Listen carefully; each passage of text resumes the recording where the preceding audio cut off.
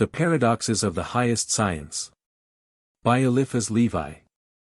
Preface to the 1922 second edition. Many paths lead to the mountain top, and many and diverse are the rifts in the veil, through which glimpses may be obtained of the secret things of the universe.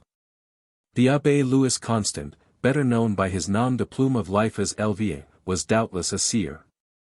But, though his studies were by no means confined to this, he saw only through the medium of the Kabbalah, the perfect sense of which is, nowadays, hidden from all mere Kabbalists. And his visions were consequently always imperfect and often much distorted and confused.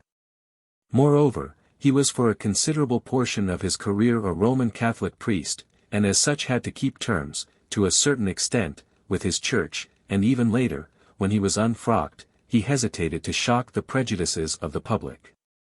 And never succeeded in even wholly freeing himself from the bias of his early clerical training. Consequently he not only erred at times in good faith, not only constantly wrote ambiguously to avoid a direct collision with his ecclesiastical chiefs or current creeds, but he not unfrequently put forward dogmas, which, taken in their obvious straightforward meanings, he certainly did not believe, nay, I may say, certainly knew to be false. It is quite true that, in many of these latter cases, an undercurrent of irony may be discerned by those who know the truth, and that in all the enlightened can sufficiently read between the lines to avoid misconceptions. But these defects, the ineradicable bias of his early training, the very narrow standpoint from which he regarded occultism, and the limitations to free expression imposed on him by his position and temperament, seriously detract from the value of all Eliphas Levi's writings. Still, he was an eloquent and learned man, and sufficiently advanced in occultism to render all he wrote on this subject interesting and more or less valuable to earnest students of the mysteries. And I have, therefore, thought that fellow searchers for the hidden truth would be well pleased to obtain access to some important and hitherto unpublished writings of this great Kabbalist. Hence this translation, which, although absolutely without pretensions to literary merit, yet does, I hope and believe, everywhere fully and faithfully reproduce the obvious meanings of the author, leaving, in all cases, where this is so in the original, an inner meaning discernible by those who know. If in many places the language appears constrained and awkward, this has arisen from the necessity of preserving intact the exoteric and esoteric meanings, which our author so loved to combine in his epigrammatic sentences. An eminent occultist, E.O., had added a few notes to the Mizas before it reached my hands, and these, which I have reproduced, though some of them will seem scarcely relevant to the uninitiated, merit the most careful attention. I too have here and there ventured a few remarks, which must be taken for what they are worth. I do not always agree with E.O.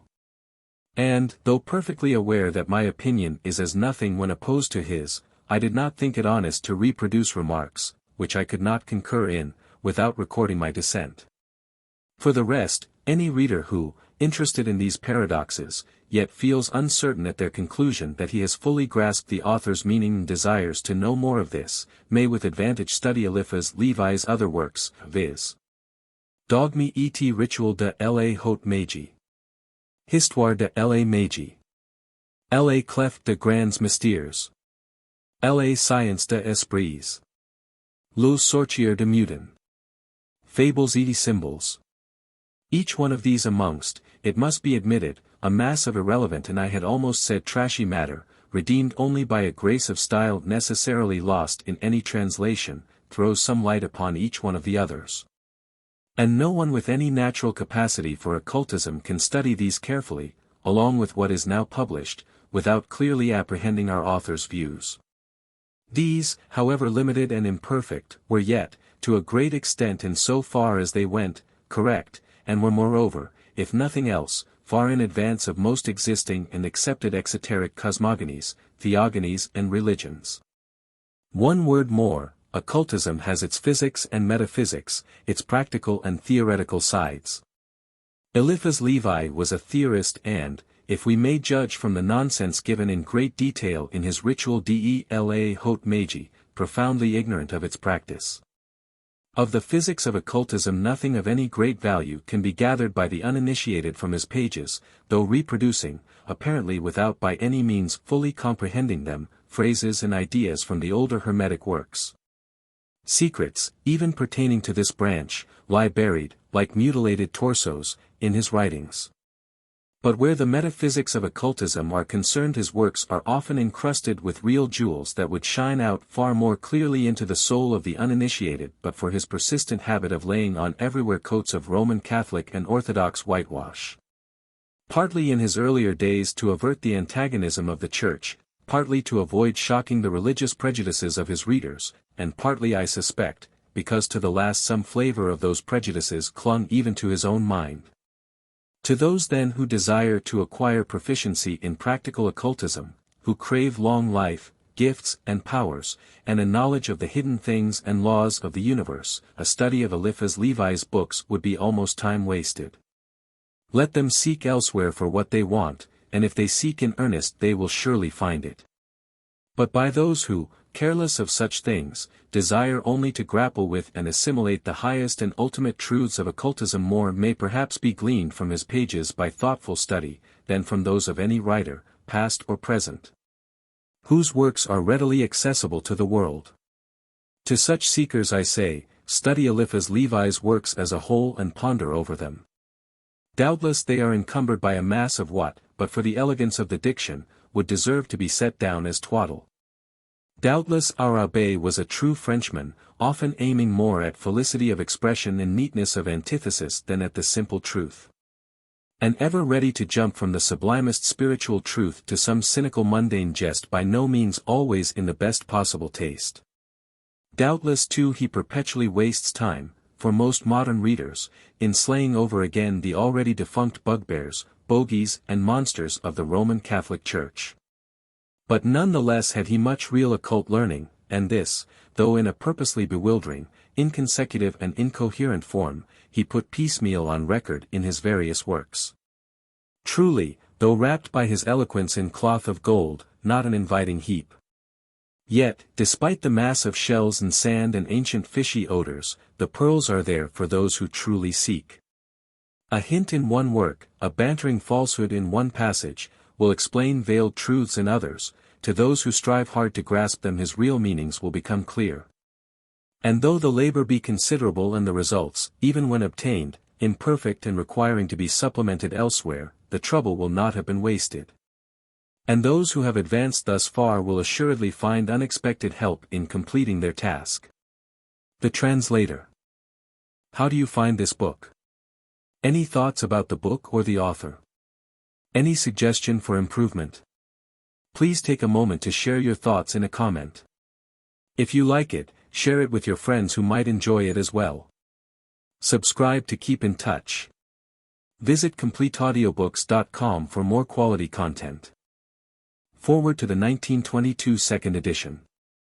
There appear, in the early volumes of the Theosophist, several fragments called Unpublished Writings of Eliphas Levi. Eliphas Levi was the French Abbé Louis Constant, a priest who left the Roman Catholic Church to devote himself to Kabbalistic mysticism. One of these, unpublished writings, which however was not printed in the Theosophist, but separately as a pamphlet, in the series Theosophical Miscellanies, was commented upon in footnotes by E.O., eminent occultist.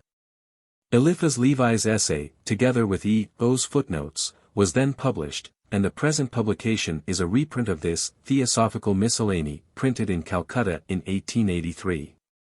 There would be no point in reprinting this old propaganda literature of the early days of the Theosophical Society, but for the fact that eminent occultist is the master of the wisdom now well known among Theosophists under the initials K.H. It is in a footnote of the master, in 1883, that first appears in theosophical literature the assertion that Jesus Christ lived a century B.C. Surely nothing could be more beautiful about woman's role in life than what he says in the last of his footnotes. Reading these notes of the master has inspired me and given me an insight into his mind. I have urged their republication, hoping that others may receive from them what I have received. C.J. Paradox 1.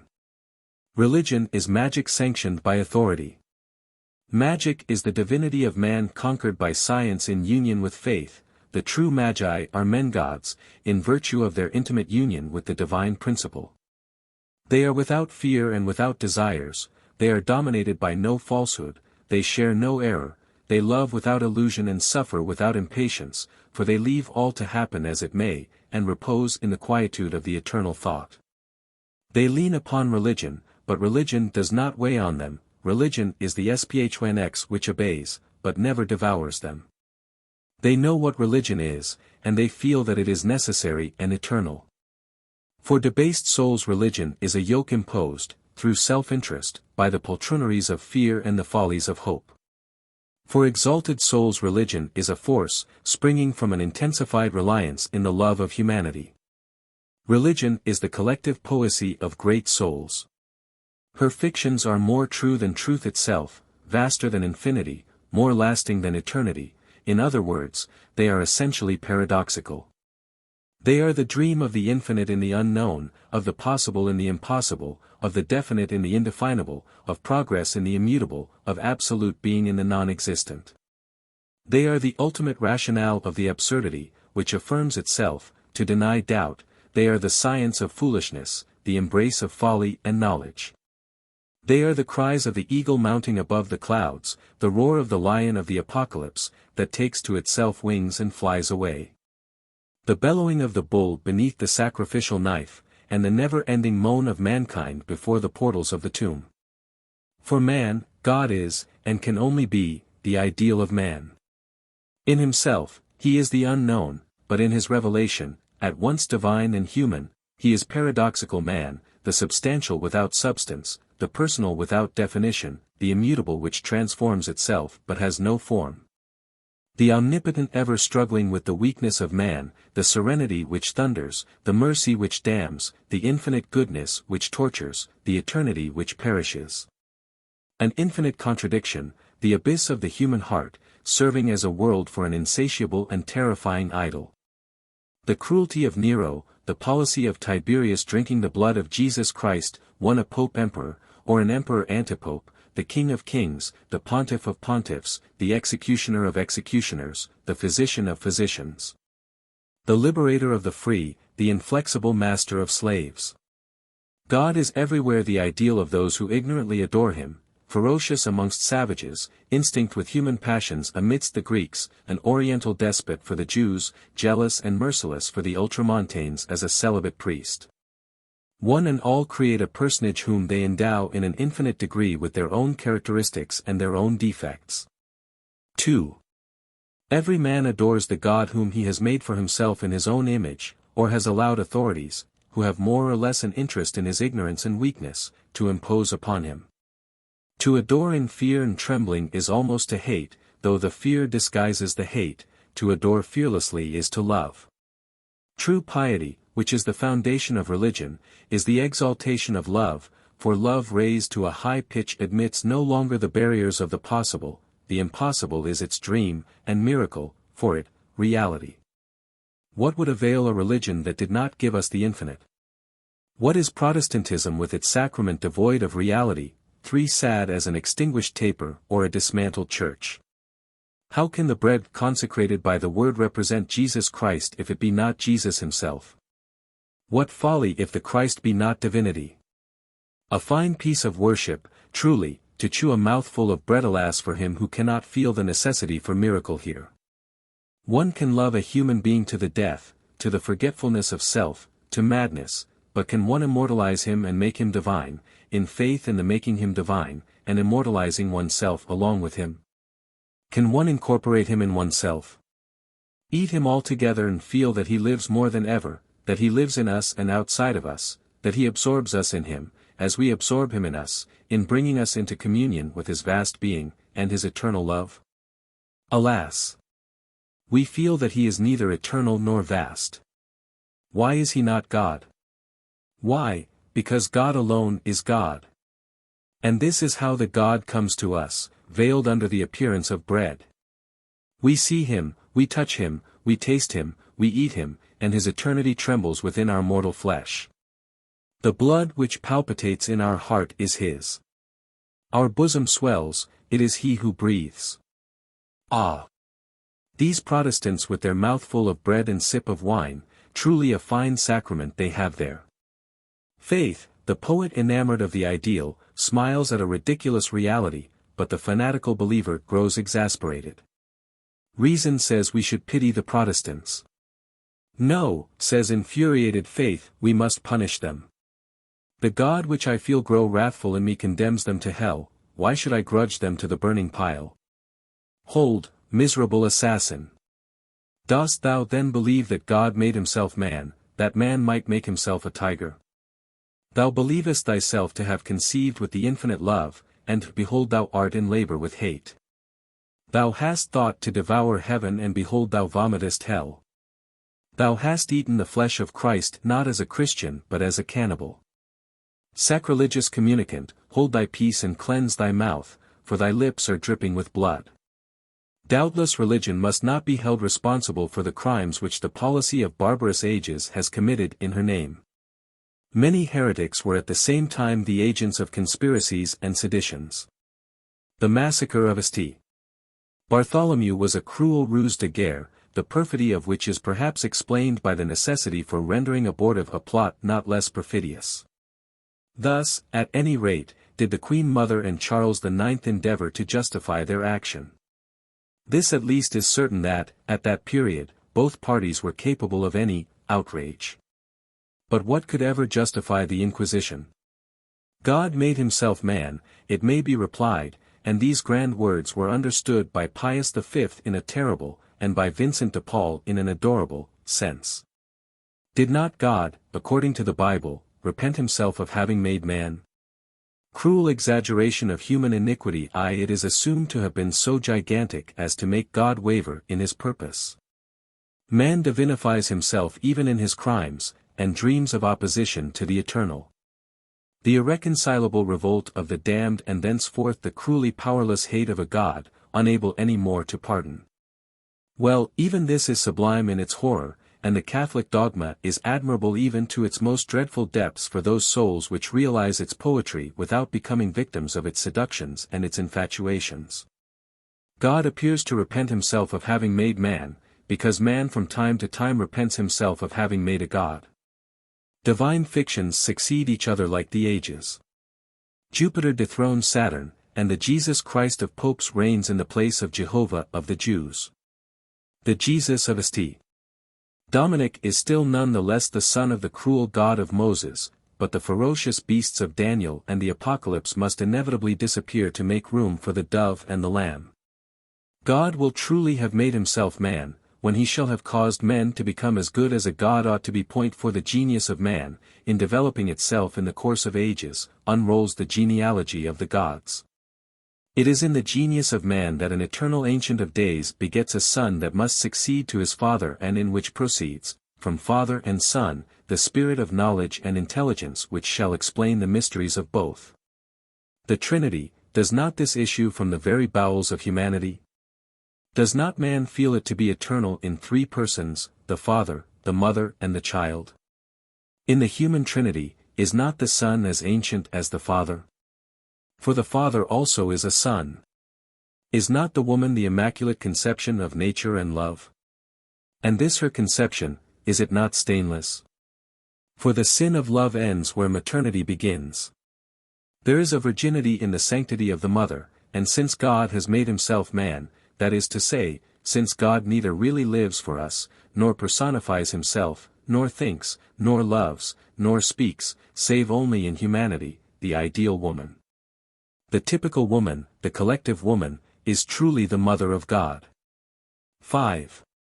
There is redemption, that is to say, solidarity amongst men, the good suffer for the bad, and the just pay the debts of the sinners. 6 Thus, all is true in the dogmas of religion when once we have the key to the enigma. Catholicism is the SPHNX of modern times. Place yourself under its talons, without guessing its riddle, and it devours you. Guess its riddle without conquering it, or only half guess it, and you are doomed like Oedipus to misfortune and self-imposed blindness. An intelligent Catholic ought not to leave the Church, he ought to remain in it. 7. Wise amidst the ignorant, free amidst slaves, to enlighten the former and liberate the latter, for I once more repeat that there is no true religion outside the pale of Catholicity. Point 8. The rationale of a religion is to be irrational. Its nature is to be supernatural. God is supersubstantial. Space and the universal substance are the infinite, God is within it, for he is the knowledge and the power of the infinite. 9. The infinite is the inevitable absurdity which imposes itself on science. God is the paradoxical explanation of the absurdity which imposes itself on faith. Science and faith can and ought mutually to counterbalance each other and produce equilibrium, they can never amalgamate. The Eternal Father is Jewish, the good God is Christian, the divinity of Jesus Christ, the Pope, and the devil are Catholic. But charity, which is Catholic and in a way preeminent, will suppress the devil and convert the idolaters of the Pope. Original sin is Jewish, pardon is Christian, the sacraments, Catholic. Fanaticism is of Jewish birth, good sense is Christian, simplicity and intelligence are Catholic, but pretentious folly is Protestant. Don Juan, Voltaire, the first Napoleon, Venelot, Policanello, Pierrot and Harlequin are Catholics, but Mons.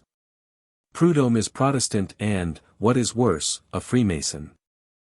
Philosophy is atheistic or Christian, poetry is Catholic, and egotistic and mercantile jejuneness are Protestant. This is why France is Voltairian, but still Catholic, whereas the English, the Prussians, and M. are Protestants. Yes, gentlemen of the ecclesiastical hierarchy, said the Catholic Galileo, the earth is fixed, if you desire it. It is the sun which revolves. I will say more if you demand it, I will say that the earth is flat and the heavens made of crystal. Would to God that your skulls were of the same material so as to allow a little light to penetrate to your respected brains.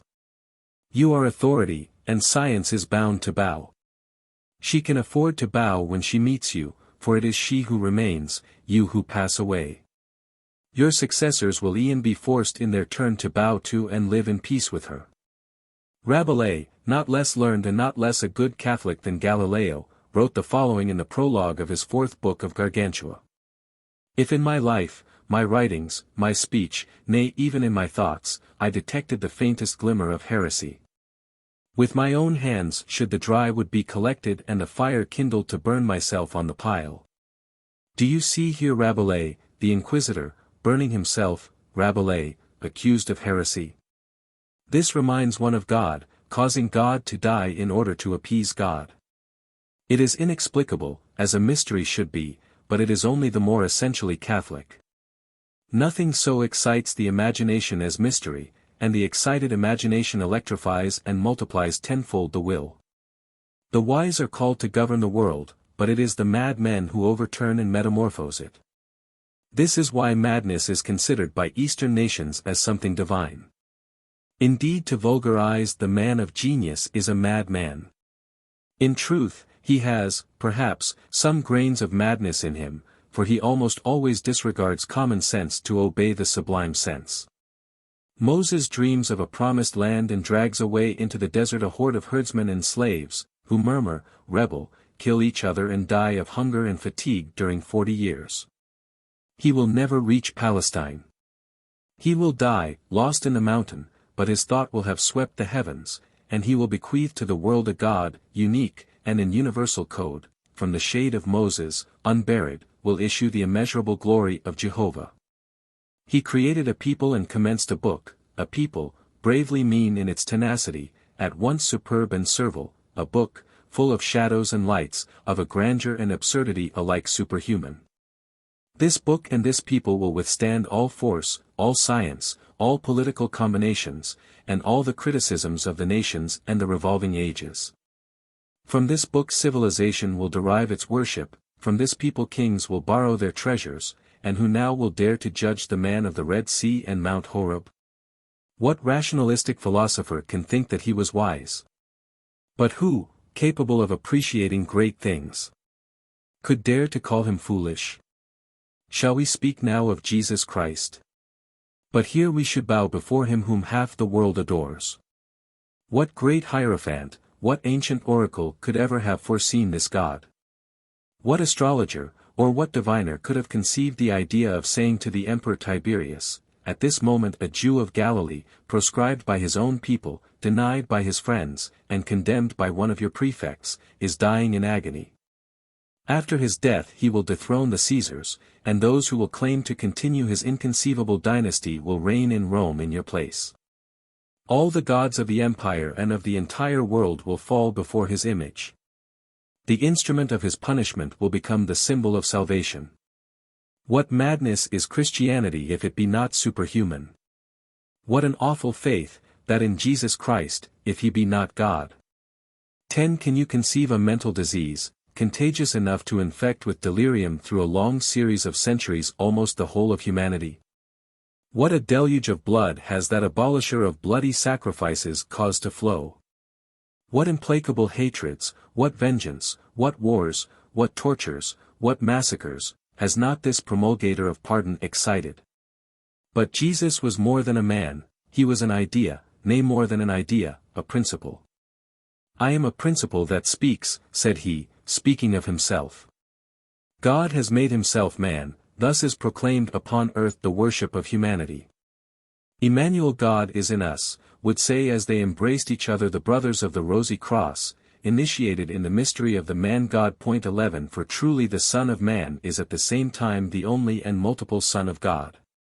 12 You are one with me, said the Master to his disciples, as my Father and I are one, he who hears you hears me, and he who sees me sees my Father. Triumph and miracle. God is no longer unknown to men, because man knows man.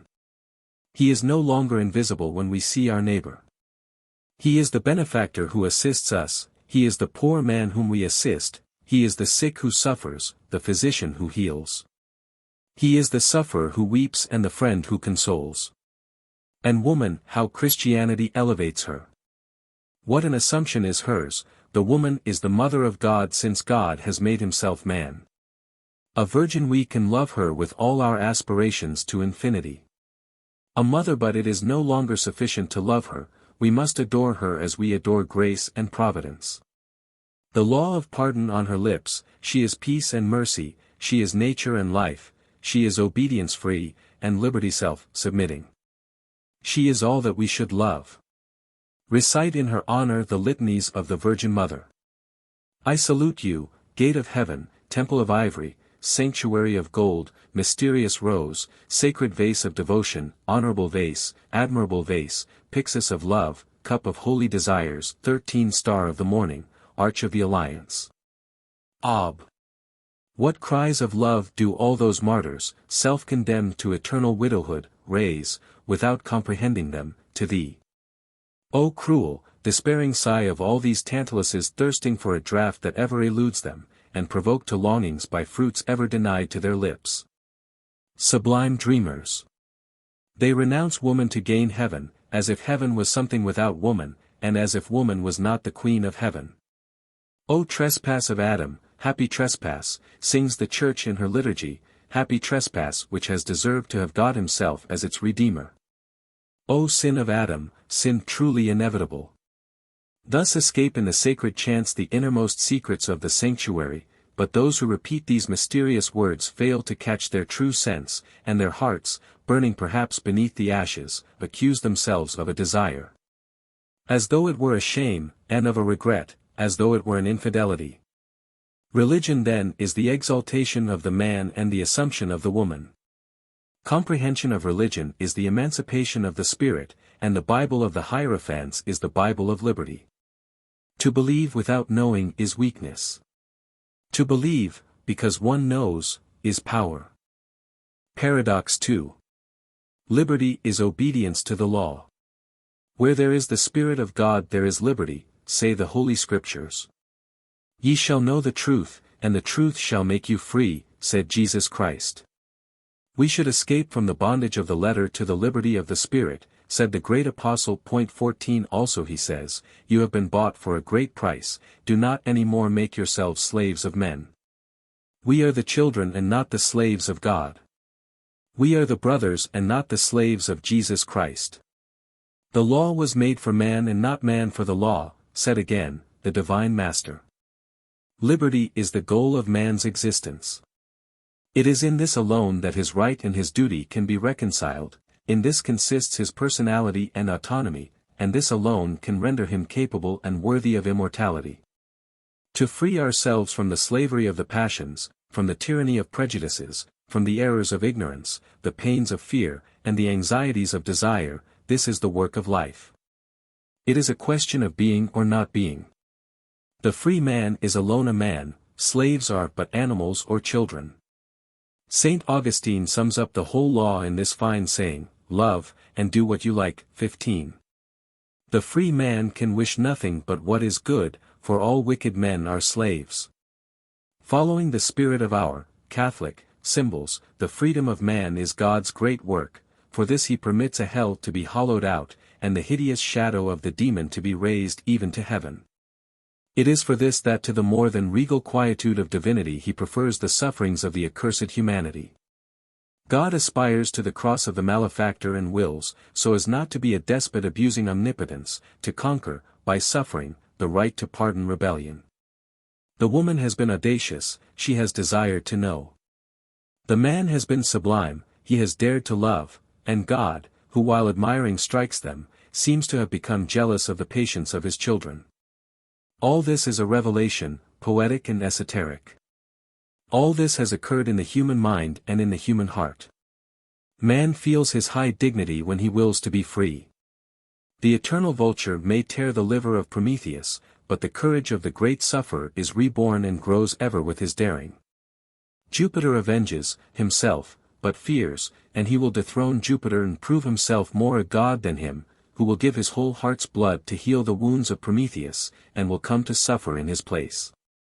Emancipation, liberty, this is the final word of the symbols. Jesus descended to hell to kill the slavery of death, and in reascending towards the light be dragged after him captive. One day, death alone will be dead. Curses alone will be accursed, and damnation alone damned, and the spirit of light which desires that all men should be saved, all arrive at a knowledge of the truth. God, who after having made all human beings en masse responsible for the fault of a single one, may well pardon all on account of the merits of one God, will cause good to triumph, and evil will be destroyed. The time will come when it will be realized that there is no true liberty without religion, no true religion without liberty, but at present religion and liberty seem mutually to exclude and battle against each other. Like religion, liberty has her martyrs, and liberty will deny authority so long as the Church denies the rights of liberty. Ought we to concede to men the liberty of conscience? Asked our doctors, and Rome decided in the negative, but that simply means that the Church does not renounce the direction of those who listen to her. Liberty is not given, she is seized, or rather nature gives her to us by the help of science. To ask whether one should allow to men, true men, the liberty of conscience, is as if one asked whether we should allow them a head and a heart. Did not Galileo, even after he had withdrawn his learned demonstrations, know that the earth revolved? Will civilization turn backwards, because there is a syllabus? Should the Pope forbid us to proceed? Let us salute the Pope and move on always. If the Holy Father wishes to make us hear him, he must e'en move on in his turn. It is full time for the shepherd to rise when his flock goes off. Hold! Someone will say, your position as a Catholic does not permit you to speak thus. If legitimate authority imposes silence on me, I hold my tongue, but the earth revolves. Conscience is inviolable, for it is divine, and it is in truth that which is essentially and absolutely free in man. For outside the conscience where can one find an absolute realization of that ideal liberty?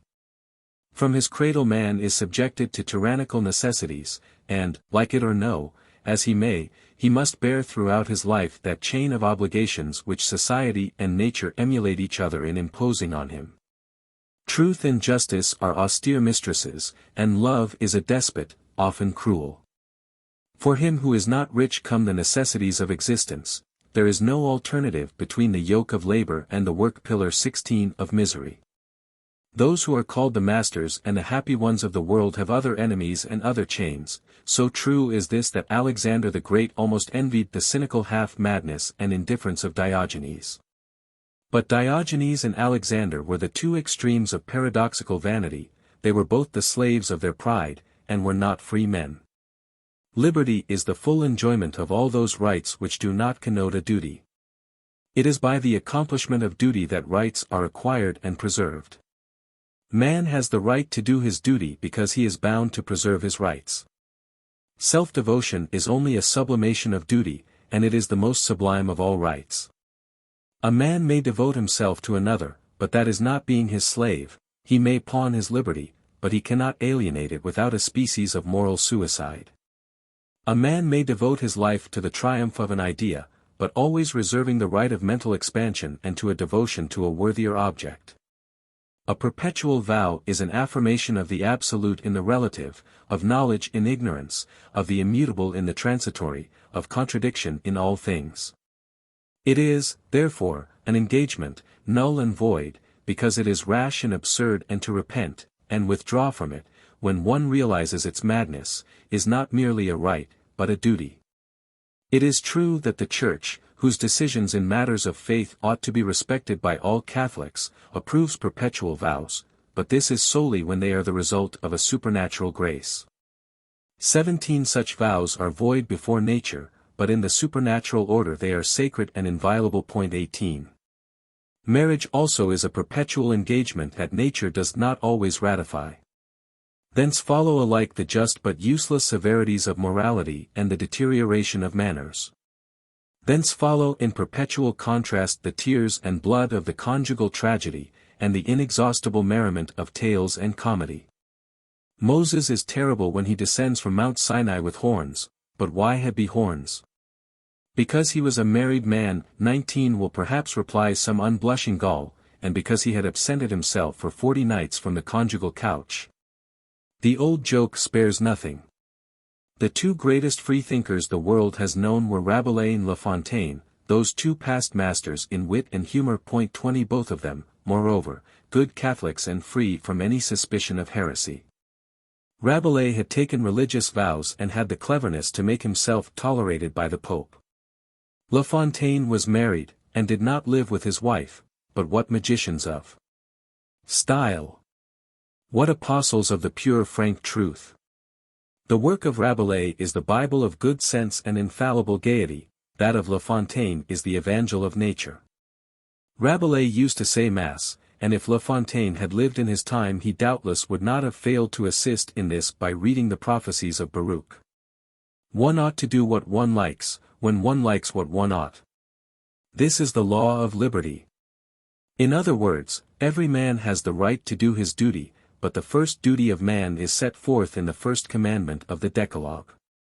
Thou shalt worship one God only, and him only shalt thou obey. 21. And Jesus, amplifying this precept, to the point of giving his explanation a paradoxical character, did not hesitate to add, Ye shall call no one in this world master or father, one only is your father, your master, and that is God. 22. NST. John, the intimate confidant of the thoughts of Jesus, tells us that God is the Word, or reason, and the Word was God. Therefore we have and we ought to have for master only reason, or the Word which speaks. For the Word, adds St. John, was the true light which lighteth every man that cometh into the world. Jesus Christ said of himself, I am the principle that speaks. 23. And every man who speaks in accordance with reason can say, I am reason. And one ought to do and avoid what it prescribes, for the will of reason prevails over the caprice of man. Caprice is the choice of amusements.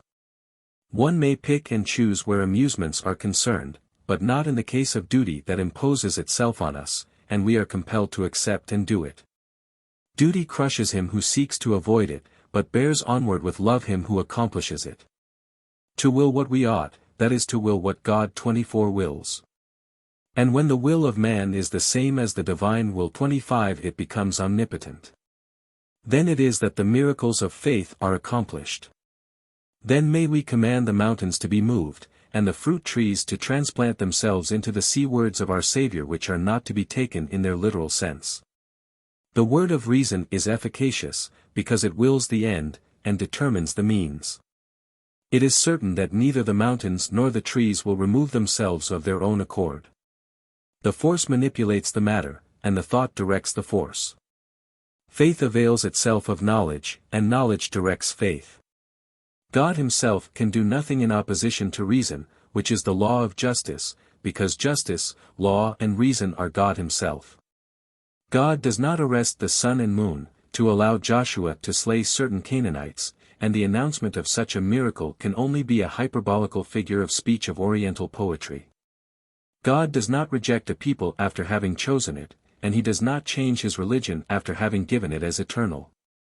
Arbitrary commands, favors, privileges, wrath, repudiation, pardon, belong only to the weakness of man. But to make children gradually understand reason, it is needful sometimes to throw over it an appearance of folly. Childhood is naturally foolish, it must have its absurd stories and its sensational toys. It must have its automatic dolls, its animals moving by mechanism. It is true that it will very soon break these to see what is inside them. And thus humanity breaks one after the other all its childish religions. The true religion is the eternal religion. The true piety is the piety that is independent. The true faith is the absolute faith which explains all symbols and moves above all dogmas. The true God is the God of reason, and his true worship is love and liberty. The Christians were right in breaking the idols, because men insisted on forcing them to adore these. The Protestants were right in trampling underfoot, and burning the images of the saints because, to compel them to worship these, men burnt the Protestants themselves. Nevertheless, what more divine than the great works of Phidias and the Virgins of Raphael? The worship of images, is it not the worship of art, and was not the beautiful religion of the Greeks one of the most graceful and splendid forms of the universal religion? I adore truly the divine majesty before the Jupiter of Phidias, immortal beauty in the Venus of Milo, the divinity of man in the Christ of Michelangelo, the dream of heaven in the paradise of Fra Angelico. But if to compel me to the worship of one or other of these, you show me scaffolds or blazing piles, I would despise the executioner and turn my back on the idol. O madness of human tyranny! In France, in the very country whose name even signifies liberty, they raised scaffolds before the idol of liberty herself. Yet Robespierre and Marat cursed the inquisitors as the inquisitors had cursed Nero and Diocletian, and Marat and Robespierre have been cursed in their turn by later assassins, and liberty still remains a gory paradox, an idol demanding sacrifices. To this day the world has continued a great madhouse. Numbers have seized one, saying to him, "Worship my slipper, or I burn you." If the man who fell into their claws was cunning, he made believe to worship the slipper, and perhaps in so doing was neither a hypocrite nor an idolater. 26 But their victim is a guileless fellow, who takes the thing, in sad earnest, resists them, and becomes a martyr. The lassitude that succeeds to debauchery drives men to the madness of suicide, and the orgies of the decadents were bound to end fatally in the epidemic of martyrdom. Young girls in those days skipped to the burning pile as to a dance. Infatuated mothers dragged their infants to the massacre. Executioners, tired of slaying, flung down their axes and begged for death. "Take off your neck ruffs," wrote Tertullian to the Christian women, "and make room for the saber of the executioners." Children played at martyrdom, and one was seen red-heating fragments of iron to place upon his hand. The Roman cruelty provoked a reaction, and the taste for torture as an exhibition created a desire to experience it as a new sensation. Polygnotus and Nearchus, interrupting a religious ceremony and overthrowing the altars of the fatherland before a horrified people, do they seem to have acted as reasonable beings? What then? Did not St. Paul premise the folly of the cross? And Jesus himself, did he not make a disturbance in the temple of Jerusalem? He was God, you will tell me. So be it, but humanly speaking his conduct was extremely irregular and very imprudent, and you would agree with me on this point. If you dared. Is it lawful under the pretext that one is a god to be less prudent than a wise man? This is what one has, if not the right, at least the inclination to inquire, at least if one accepted the Gospels as history. But they are more than this, they are precepts and symbols. God disapproves of commerce in holy things, he will not have traffic in his temple, and the sellers deserve to be driven thence with blows of scourges. Their shops should be overthrown, their money trampled under foot. This is all that the legend, or if you will the holy evangel, of the sellers driven from the temple signifies. Here I bow and hold my peace. 27. All is beautiful in our religion when one knows how to understand it. All our religion is true, and I would even dare to say that every religion is true, apart from omissions, transpositions, wrong meanings, rash conjectures, additions, imaginings and misunderstandings. This is what the freethinkers must at last realize if they do not desire to be forever battling against one of the most energetic forces of human nature, the invincible want to believe in, and adore something in the infinite. And to have faith in a humanity greater in some respect than nature, so as to rise ever towards this, and to become purer in it, in order to conquer and to reign by it. Voltaire did not desire to destroy religion, but he wished to reduce it to a pure deism. His motto was, God and Liberty. He, who fancied himself a poet, and yet understood nothing of the great epic poem of the symbols, which starts from blind 28 forces to arrive at intelligence and liberty, stamps on suns, the sacred fire of Zoroaster. Allows its robbery by Prometheus in defiance of the bolts of Jove, adores the force which it enchains at the feet of beauty, traverses the splendid and almost infinite domain of glorious dreams, and finally accomplishes its synthesis in the reality of man. God is no longer the giant, invisible, fantastic, solitary, hidden in the unfathomable depths of heaven. He is amongst us, he is in us, he has been born of the woman, he is a babe whose newborn cries we hear, a youth who thinks and loves. An outlaw who struggles and suffers, a freethinker who protests, a reformer who drives out the buyers and sellers from the holy place, one accursed who blesses, and rises from the dead, the pure man who pardons the adulterous woman. The physician who heals, but also the sick man who hopes, the paralytic who arises and walks, the blind who opens his eyes. The others are me, said the Saviour, and he who sees me, sees also my Father. All that is done to the least of these is done to me, and God is in me, as I am in him. Does he speak only of the chosen people of the blessed race of Abraham? No. For he blesses equally the Good Samaritan, the centurion, the woman of Canaan, and the immense herd of nations whom he hopes to gather into one fold. So he who gives bread to the poor, gives bread to God, he who consoles a sufferer, consoles God. He who blesses an infidel, blesses God, he who injures one man, injures God, he who curses one man, curses God, he who slays one man, commits deicide. What would Jesus have thought of the pitiless priest and Levite excommunicating and condemning to death the Good Samaritan as a schismatic, and the wounded man of Jericho for having received with gratitude the help and care of an infidel? What must his judgment be on those inquisitors who have imprisoned, tortured, and burnt God alive? But the God of these men was the devil, and their religion was that of Antichrist. Man has no right to kill man, except in self-defense. 29. The execution of a criminal is a misfortune of war in a society which is not yet Christian, but the executed one who accepts the expiation is the father of the good thief dying on the cross with the Saviour.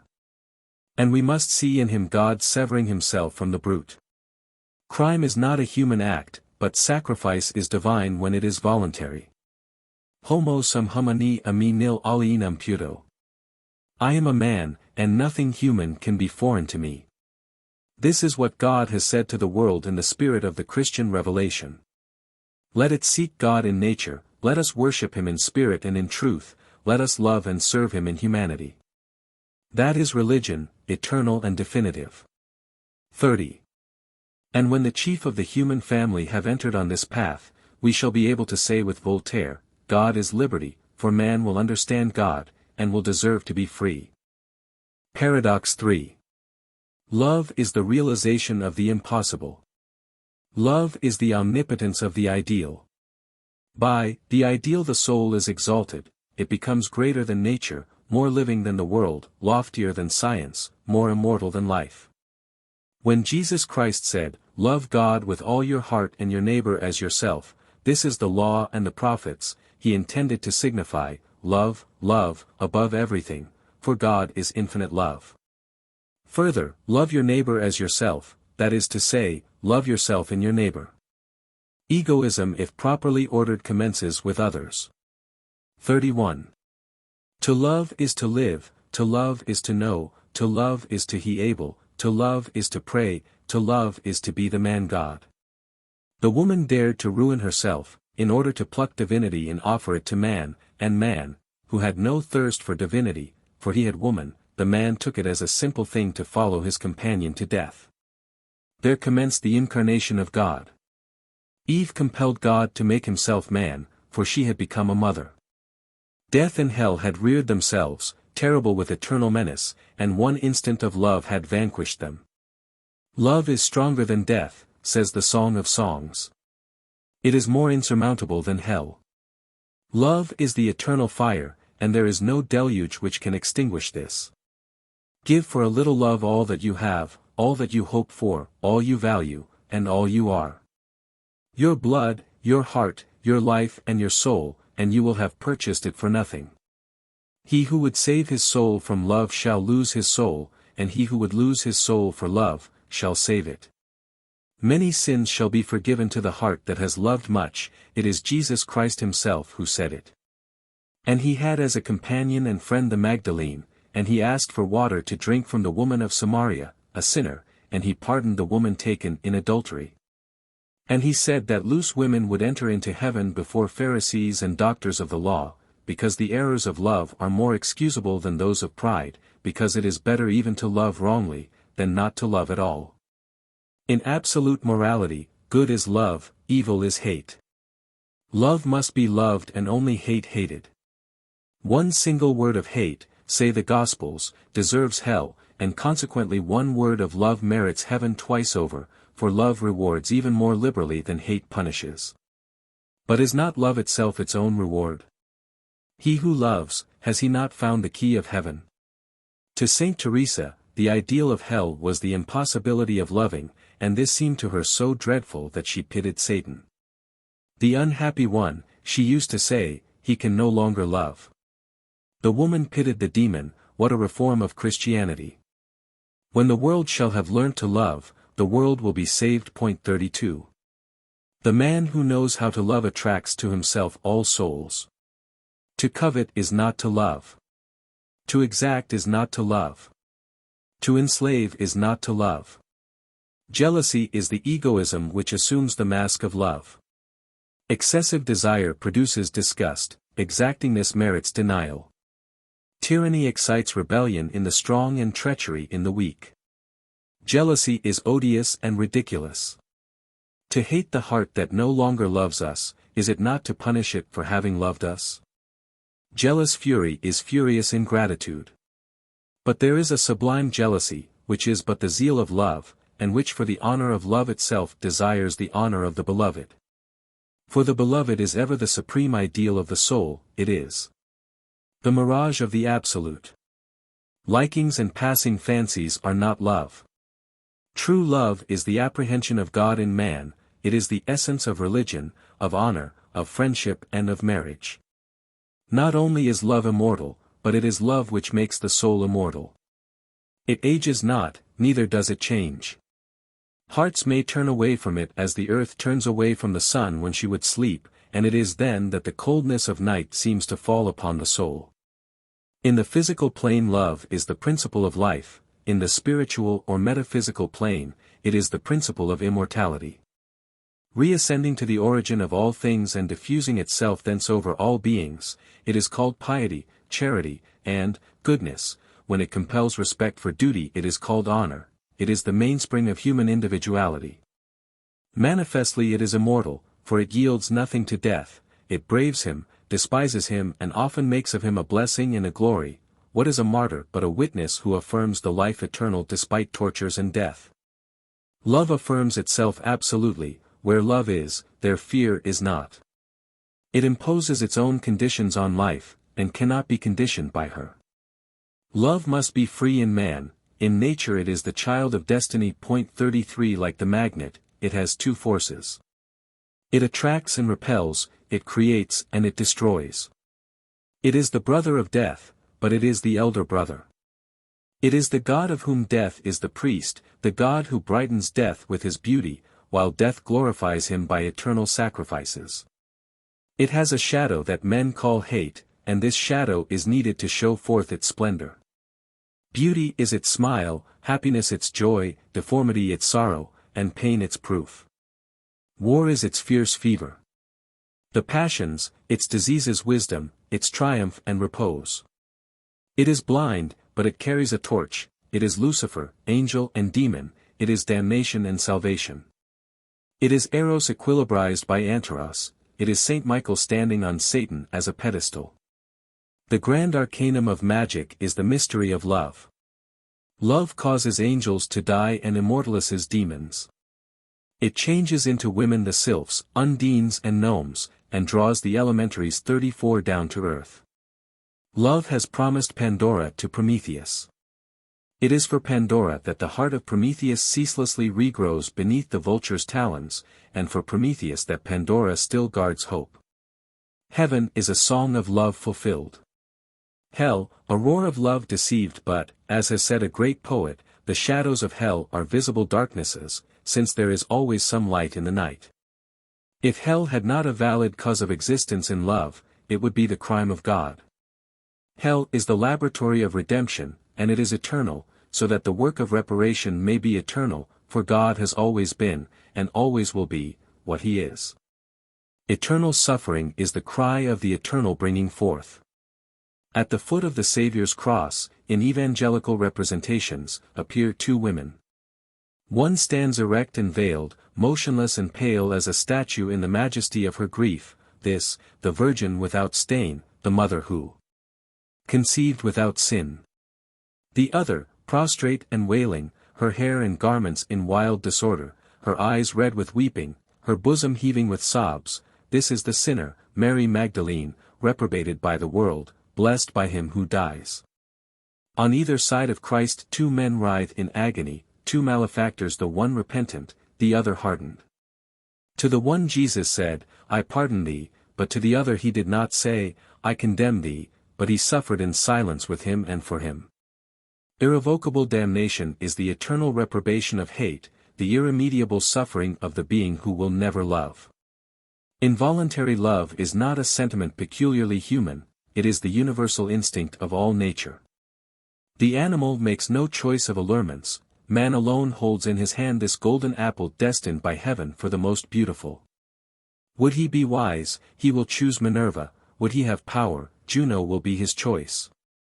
But if the gratification of the senses suffice him, it will be to Venus that he will offer the apple. This did the poltroon Paris. Agamemnon would have chosen Juno, and was assassinated by Clytemnestra. Ulysses admired only Minerva. So had he Penelope as spouse, so triumphed he over the Sirens, over Calypso and Circe, escaped from Polyphemus and Neptune, trampled beneath his feet his enemies and rivals, and thus reconquered his nuptial couch and his throne. The poems of Homer are divine teachings, whose characters are types. Agamemnon and the two Ajaxes are the triple pride of power, of valor and of rebellion. Achilles is wrath, Paris is pleasure, Nestor is the experience that speaks, Ulysses is the intelligence that acts. His labors are the trials of the initiation, corresponding with those of Hercules, but Hercules succumbed to a fatal love, and died the victim of Deianira. Ulysses enjoys possession of Calypso and Circe without allowing them to possess him.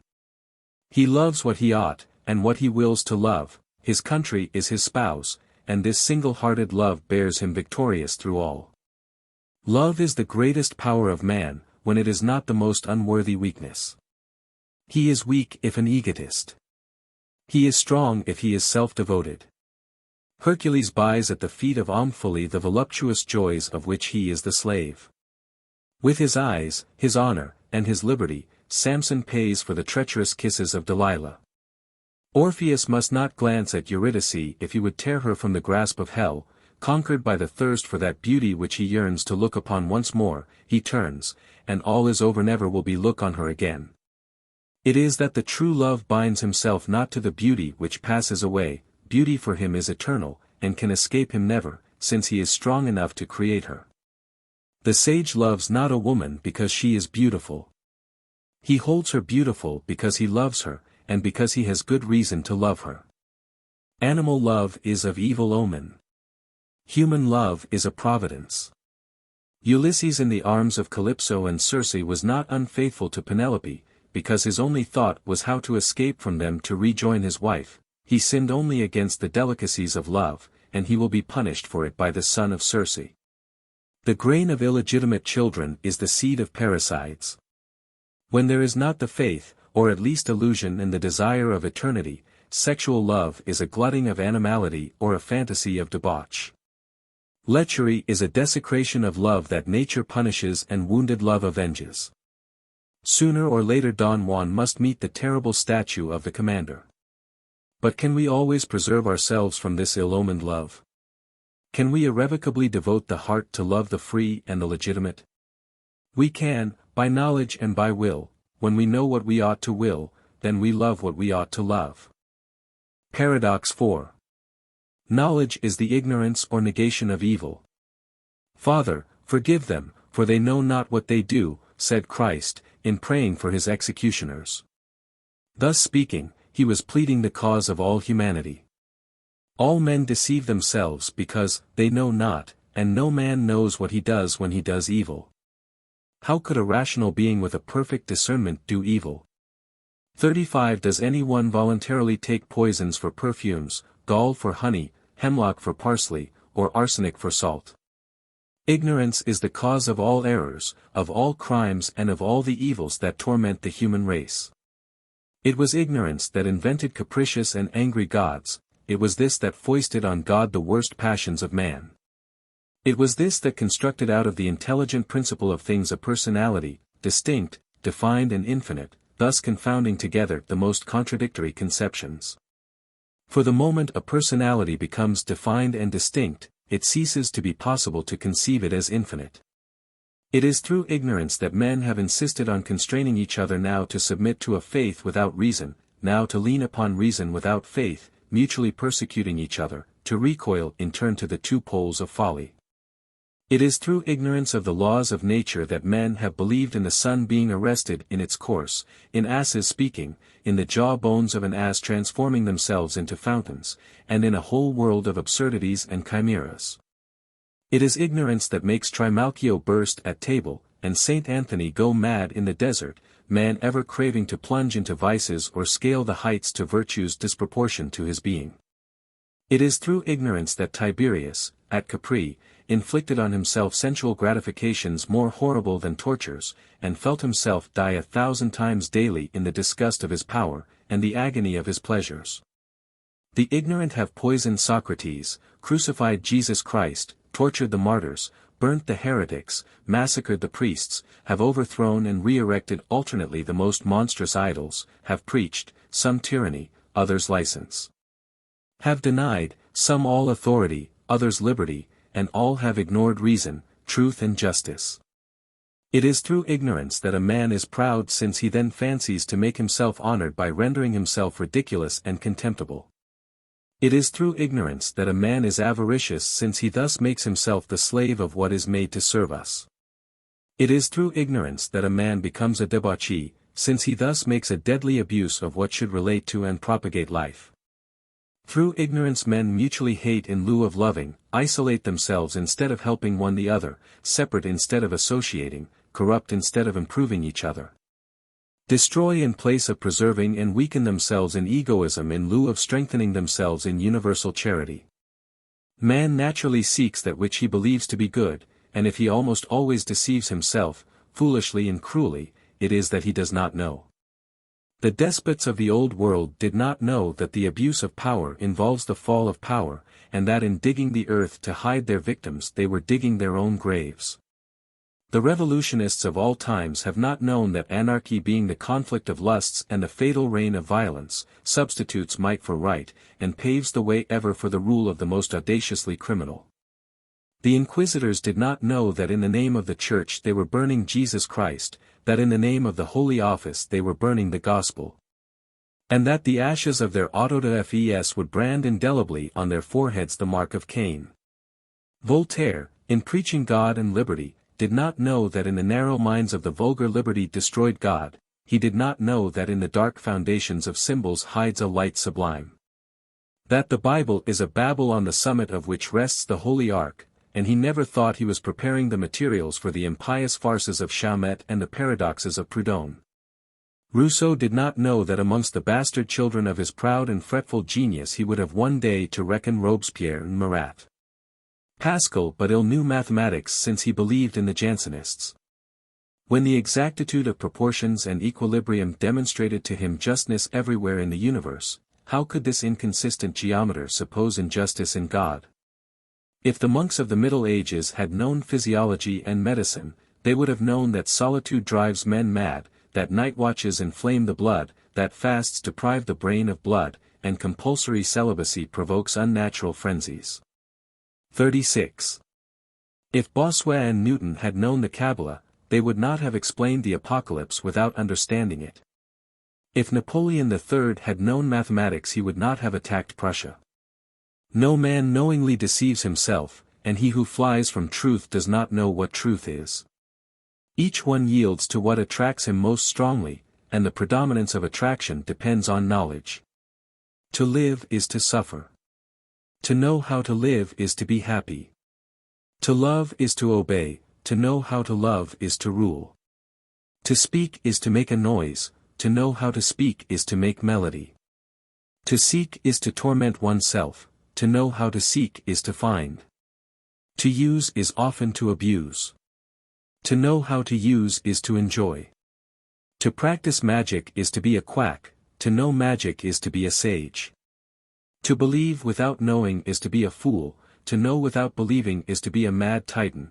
True knowledge brings with it faith. 37. The man who knows has no longer cause to doubt. When the spirit no longer doubts, the will ceases to hesitate and the man attains to what he wills. To this question, why has God created us? Catholicism replies, to love, know, and serve him and thus merit eternal life. Let us say the same thing in simpler words. We are in the world to love. When we love God, because God only manifests himself to us in nature, and in man. We are in the world to learn, that is to say to know. To learn everything is to know God more and more. The true theology is the universal science. We are in the world to serve humanity, which is serving God. 38 By consecrating to it our free activity. Thus shall we march on in the eternal progress. No one earns eternal life by his merits. This imposes itself on us, and if we do not know how to enjoy it we still have to accept it. Knowledge is the first power of the intelligent universe. God is the master of infinite knowledge. He who knows is naturally the master of him who knows not. It is necessary to know, in order to be. He who does not know how to be rich, is not rich. He who does not know how to be good, is not good. Knowledge is proportional to being, and in philosophy, as Kant remarked, being is identical with knowing. Knowledge alone confers a right of property. We interdict those who do not know how to use their wealth. Abuse springs from an ignorance, more or less voluntary, of how to use. He who knows how to acquire and preserve, has the right to use. No one has the right to abuse. As a guarantee of the rights of the individual, property is sacred, for it is the expression of the right to labor and constitutes the power to give and to lend, which is the dignity of man. But it is limited by social duty, each one owing himself to all, and all to each, in the degrees prescribed by order, justice, and law. To ignore this is to become liable to accept as a truth Proudhon's paradox, la propriété c'est le volume. Ignorance is the mother of all revolutions, because she is the cause of all injustice. When a man knows, he is master of all who do not know. Study is the ladder of merit and of power. First amongst necessary studies is the study of oneself. Then comes the study of the exact sciences. 39 Then of nature, then of history. It is from these preparatory studies that are to be gathered the elements of philosophy which must be perfected by the science of religions. A mage could not be ignorant, magic signifies majority, and majority signifies emancipation by knowledge. The Latin word magister, which means master, is derived, as well as the word magistrate, from the words magic and mage. Magus signifies more, major, more great, and a word magic implies superiority. It is for this reason that the Christian legend of the Epiphany confounds the Magi, or mages, with the kings and brings them to the manger of the Savior of men, guided by the mysterious Star of Solomon. 40. Jesus in his cradle is saluted Prince of the Magi, and they offer him incense of Saba, gold of Ophir and myrrh of Memphis. Because B comes to consecrate anew the fire of Zoroaster, to renovate the symbolic treasures of Hiram, and bind up once more the mutilated form of Osiris with the fillets of Hermes. The Magi, guided by the star of Sabaism, came to honor the infancy of the Christian initiation, then to elude the violence of Herod they returned homewards by another road. What is that road? It is that of occultism. The powers of this world ignore it, but it is known to the initiated Johannites, Adoniramites, Illuminati and Rosicrucians. 41. We must know, to will with reason. When we will with reason, it is our right and duty to dare, but when we are not sheltered from perverse and senseless attacks, we must keep silence as to what we dare. We may, but ought not, always to assert what we know.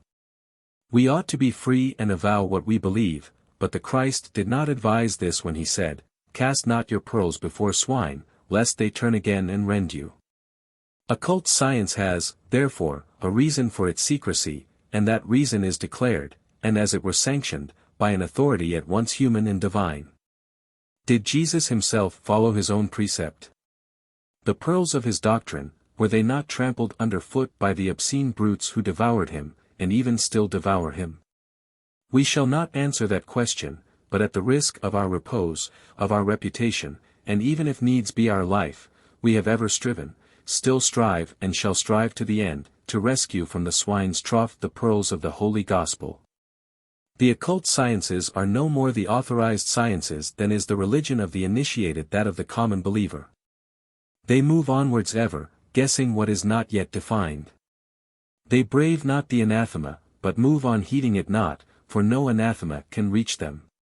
It is certain that there exist in nature and in man forces which as yet escape the control of the most learned authorities. Magnetism is still a problem that the academicians will not investigate. The Kabbalah is unknown to rabbis of the Second Talmud. The name, even, of magic raises a smile on the faces of our professors of physics, and it is well understood that a man's mind must be deranged who in these days occupies himself with the Hermetic philosophy. Trismegistus, Orpheus, Pythagoras, Apollonius, Porphyry, Paracelsus, Trithemis, Pomponius, Vanini, Giordano Bruno and so many others, were they all mad? Count Joseph de Maistre, that fiery ultramontane, did not believe it. He who recognized the necessity of a new manifestation turned his eyes, against his will, towards the sanctuaries of occultism. All religions and all sciences connect themselves with one single science, always hidden from the common herd, and transmitted from age to age, from initiate to initiate, beneath the veil of fables and symbols. It preserves for a world yet to come the secrets of a world that has passed away. The gymnosophists contemplated it on the banks of the Ganges, Zoroaster and Hermes preserved it in the East, Moses transmitted it to the Hebrews. Orpheus revealed its mysteries to Greece, Pythagoras and Plato almost guessed it. It was called the priestly or royal science, because it raised the initiated to the ranks of kings and pontiffs. It is portrayed in the Bible by the mysterious personage Melchizedek, the peaceful king and eternal priest, who has neither father nor mother nor genealogy. He stands by himself like truth. Christian initiates have said that Christ was the same personage as this Melchizedek, and Jesus himself seems to have adopted this allegory when he says that he existed before Abraham, who hailed him rejoicing to see his light. This science of the priests and kings was on this account called the Holy Kingdom, the kingdom of heaven, the kingdom of God. All cannot reach it. It is accessible only to the elite of intelligences, and it is on this account that, according to the Gospels, few are chosen. This science conceals itself because it is persecuted. 42 Zoroaster was burnt, 43 Osiris cut in pieces, Orpheus torn in fragments by the Bacchantes, Pythagoras assassinated, Socrates, Plato's master, poisoned. The great prophets put to death in diverse ways, Jesus crucified, his apostles doomed to martyrdom. But the doctrine never dies, and though it disappears it must ever return. It is on this account that the legends, more true than history when we know how to interpret them, tell us that Enoch and Elias are living in heaven, and will redescend to earth. It is on this account that Jesus was raised from the dead, and that St. John was not to die. These forms of speech are of the essence of occultism. They show and yet conceal the truth. What the initiate says is true, but what the profane understand is a falsehood made for them. Truth is like liberty and virtue, she yields not herself, she must be sought and conquered. It is said that at the death of the Christ the veil of the temple was rent. This means that occult science was no longer there, she still lived, but at the foot of the cross of the Master who had passed away. An apostle, he who is represented as always young, became the second son of Mary, and meditated a book of which his gospel is but a reflection, and which was fated never to be understood by the Orthodox Church of the uninitiated. The Apocalypse of St. John is a new veil denser than that of Moses, but enriched with broideries, grand, splendid, hung, to the despair of the usurpers of priesthood and kingship, before the sanctuary of the eternal truth. The Apocalypse is entirely unintelligible for the uninitiated, for it is a book of the Kabbalah. We have explained in our former works what the Kabbalah is, and we have indicated for intelligent readers the key of the secrets contained in that sublime volume. The author of the Apocalypse does not write for simple believers, but for those who know, and he often repeats, "Here is the science, let him who has the knowledge calculate and find the number." His philosophy is that of the Word, that is to say of the reason which speaks. Jesus, like all great hierophants, had a public and a secret doctrine. 44 His public doctrine differed only in its morality from Judaism. He preached to all universal philanthropy, and upheld the law of Moses while combating the brutalizing influence of a hypocritical and overweening priesthood. But his secret doctrine he only revealed to his beloved apostle who was to revive it after his death. This doctrine was not new. A great Jew, an initiate, Ezekiel, had sketched it out before St. John. God in humanity and in nature, the universal church of the just, the progressive enfranchisement of mankind, the assumption of the woman, 45 to be loved as virgin, adored as mother, the destruction of the despotism of priests and kings. The reign of truth and justice, the union of science and faith, the final annihilation of the three hideous phantoms, the devil, death and hell, whom St. John flings down and buries forever in a lake of fire and brimstone, the definite establishment upon earth of the New Jerusalem, a city which no longer needs temples as it is itself a temple. Where no priests or kings are seen because all the inhabitants are priests and kings, an ideal but realizable city where liberty, equality and fraternity might reign, a city of the elect, of the just, where the vile multitude will never enter. Archetype of human civilization, land promised to all but accessible only to the elect, not of privilege but by labor, not by the caprice of an idol but by the justice of God. Such is the ideal of knowledge. 46. Paradox 5. Reason is God. This should be placed first. It is before everything, it is self-existent, it exists even for those who do not know it, as the sun for the blind, but to see it, feel it, understand it, this is the triumph of the understanding in man. It is the definite result of all the travail of thought and all the aspirations of faith. In the principle is reason, and reason is in God, and God is reason. 47 All is made by it, and without it is nothing made. It is the true light that enlightens us from our birth, it shines even in the darkness, but the darkness does not close it in. These words are the oracle of reason itself, and they occur, as all know, at the commencement of the Gospel of St. John. Without this reason nothing exists, everything has its reason for existing, even unreason. 48 Which serves as a background to reason as the shadow does to the light. The reasonable believer is he who believes in a reason greater than knowledge. For the reason, or to speak more correctly the reasoning of each one, is not absolute wisdom. When I reason ill, I become unreasonable. 49. It is not then reason that I should distrust, but my own judgment. I should turn then willingly to those who know more than I do, but even then I must have reason to believe in their superiority. To conjecture, at random, what one does not know, and then believe blindly in one's own conjectures, or in those of others, who know no more than ourselves, is to behave like madmen. When we are told that God demands the sacrifice of our reason, this is to make God, the ideal or despotic idol, of folly. Reason gives conviction, but rash belief produces only infatuation. It is quite reasonable to believe in things that one neither sees, touches, nor measures, because manifestly the infinite exists, and one can say not only I believe, but I know that an infinity of things exist which are beyond my reach. Knowledge being indefinitely progressive, I can believe that I shall one day know that of which I am now ignorant. I have no doubts in regard to what I know thoroughly. I may doubt my knowledge if I know imperfectly, but I cannot have doubts as to a thing of which I know nothing, since it is impossible for me to formulate them. He who says there is no God, without having defined God in a complete and absolute manner, simply talks nonsense. I wait for his definition, and when he has set this forth after his own fashion, I am certain, beforehand, of being able to say to him, I agree with you, there is no such God, but that God is certainly not my God. If he says to me, define your God, I should reply, I will take good care to do nothing of the kind, for a God defined is a God dethroned. 50. Every positive definition is deniable, the infinite is the undefined. I believe only in matter, another will tell me, but what is matter?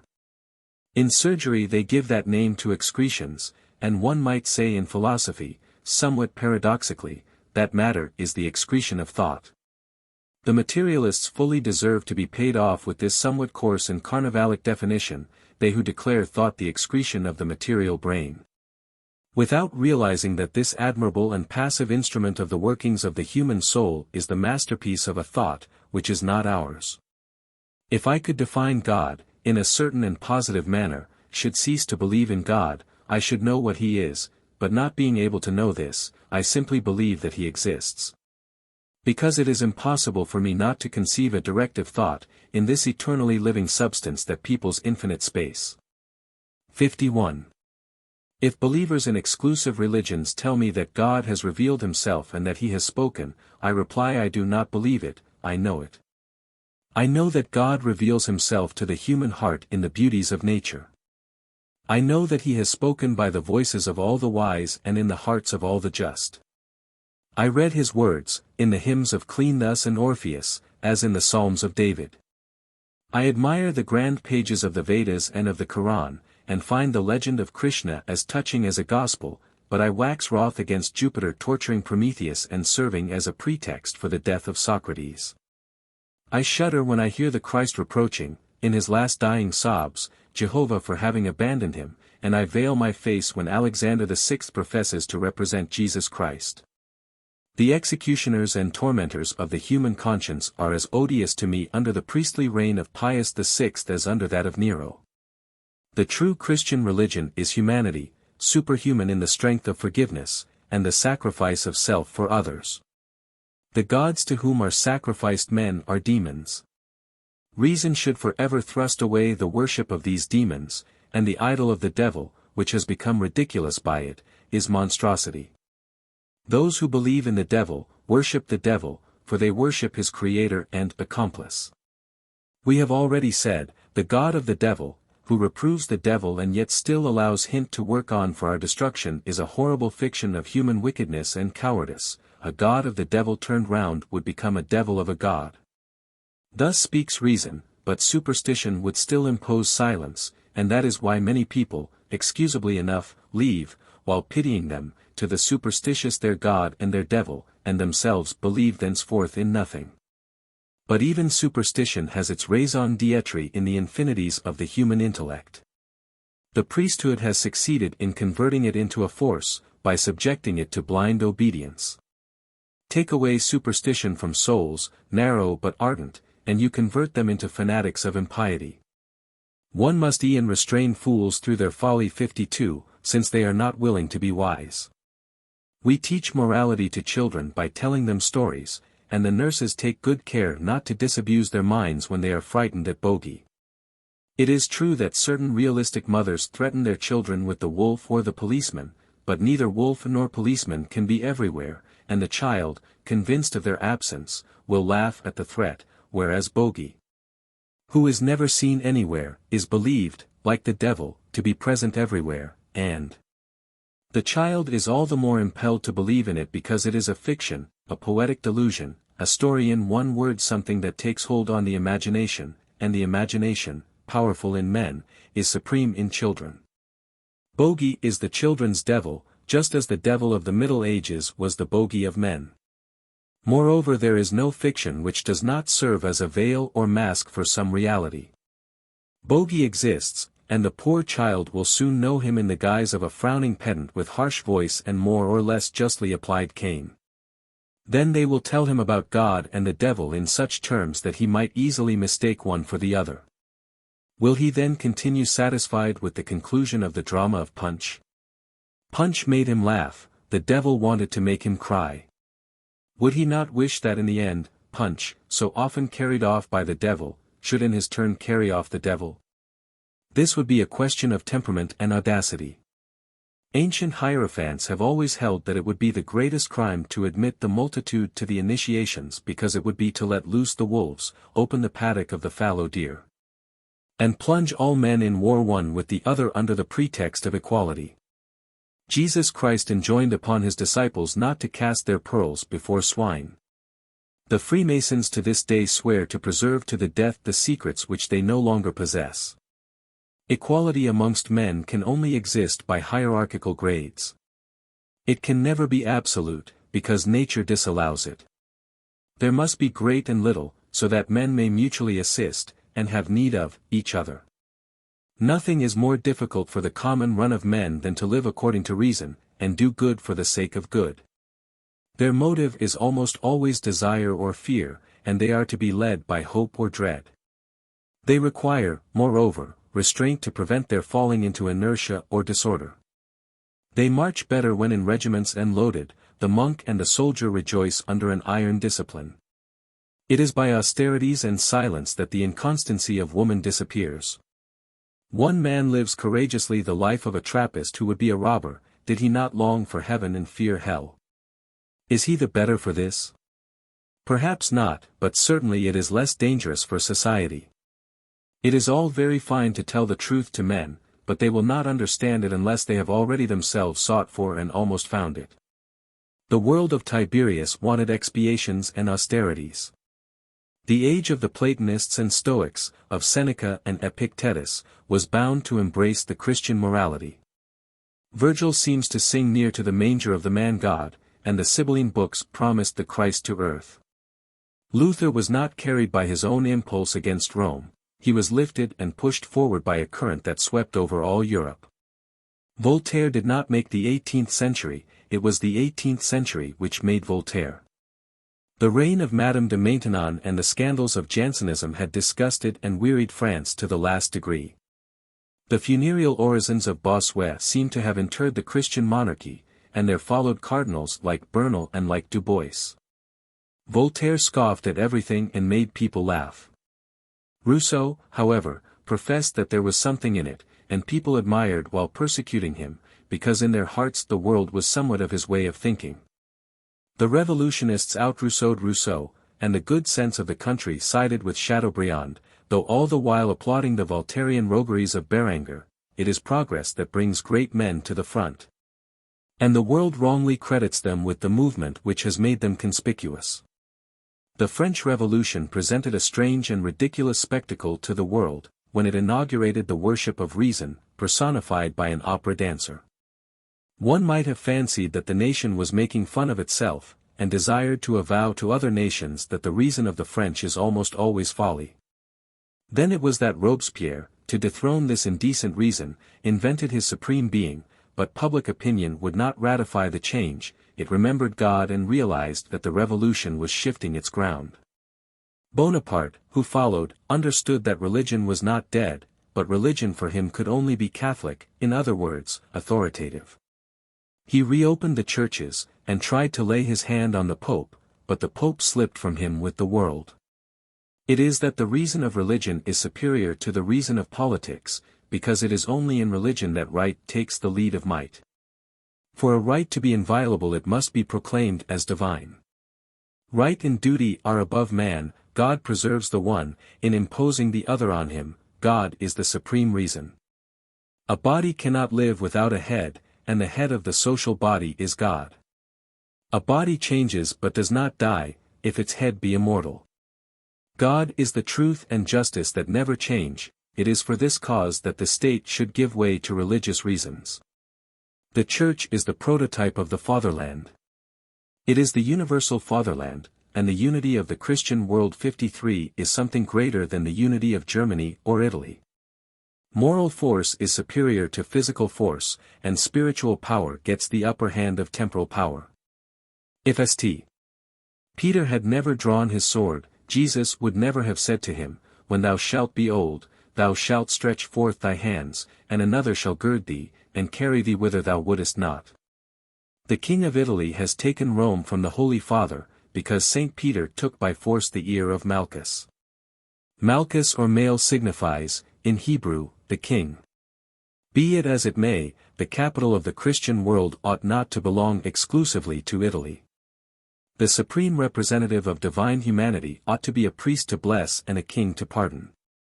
That is what reason tells us, and if the Pope believes that a father of a family ought to be infallible for his children, that the head of religion ought to have no dealings with irreligion, that liberty of conscience ought not to be permitted.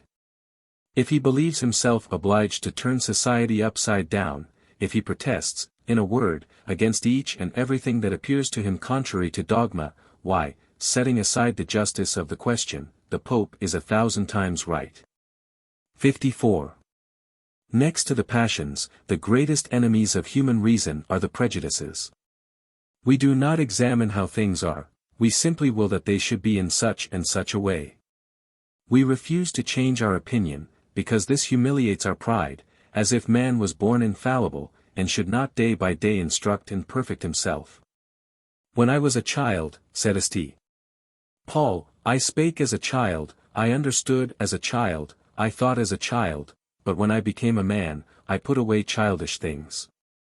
The apostle here proclaims the law of progress and even applies it to the Church, but this is what the theologians obstinately refuse to understand. We must distrust devout prejudices as much as impious prejudices. True piety is essentially independent, but she submits herself reasonably to customs and laws, when she cannot hope, and even often when she does hope, to change them. Jesus would not that they should pluck up the tares which were mixed with the wheat, for fear lest at the same time they should uproot the good grain, but that they should wait for the harvest, and then separate the wheat from the evil weeds. There are epochs of summing up and synthesis, in which criticism ought to distinguish the true from the false. We are at one of such epochs in which prejudices ought no longer to be tenderly handled. Nevertheless, we must not be harsh with the people who hold them. Let us show, softly and patiently, the truth, and the falsehoods will fall of their own accord. 55. Prejudices are the bad habits of the mind. They spring from education, from ignorance or intellectual sloth, from interests of position, reputation or fortune. We readily believe in the truth of what pleases us and still more readily in what flatters us. The best feelings, even when exaggerated, become sources of prejudice. The love of family produces pride and the intolerance of caste, the love of country gives place to national arrogance. People think that they should be French or English, rather than that they should be men. Religious enthusiasm leads on to many other excesses. Succeeding ages despise, condemn and execrate each other. The Christians are dogs for the followers of Muhammad, the Jews are obscene beings for the Christian, the Protestants are heretics, the Catholics are papists. Where are the reasonable men? Reason is like truth, she shocks when seen naked. To be too much in the right is to be in the wrong. Reason should persuade and not impose herself. She has little power over children, and almost always displeases women. She is a power, but it is an occult power. She should govern without showing her hand. 56. It requires a very powerful and firm mind to devote oneself without danger to the occult sciences, and above all to the experiences which confirm their theories. Magnetism, divination and spiritualism still people the madhouses, and the Hermetic philosophy may add further victims. The most celebrated proficients in these sciences have had their moments of aberration. Pythagoras remembered to have been Euphorbius. Apollonius of Tyana caused an old beggar to be stoned to stay the plague. Paracelsus believed that he had a familiar spirit hidden in the pommel of his long sword. 57. Cardan allowed himself to die of hunger to justify astrology. Ducento, who reconstructed and completed the magic calendar of Tycho Brahe, also died miserably in attempting an extravagant experiment.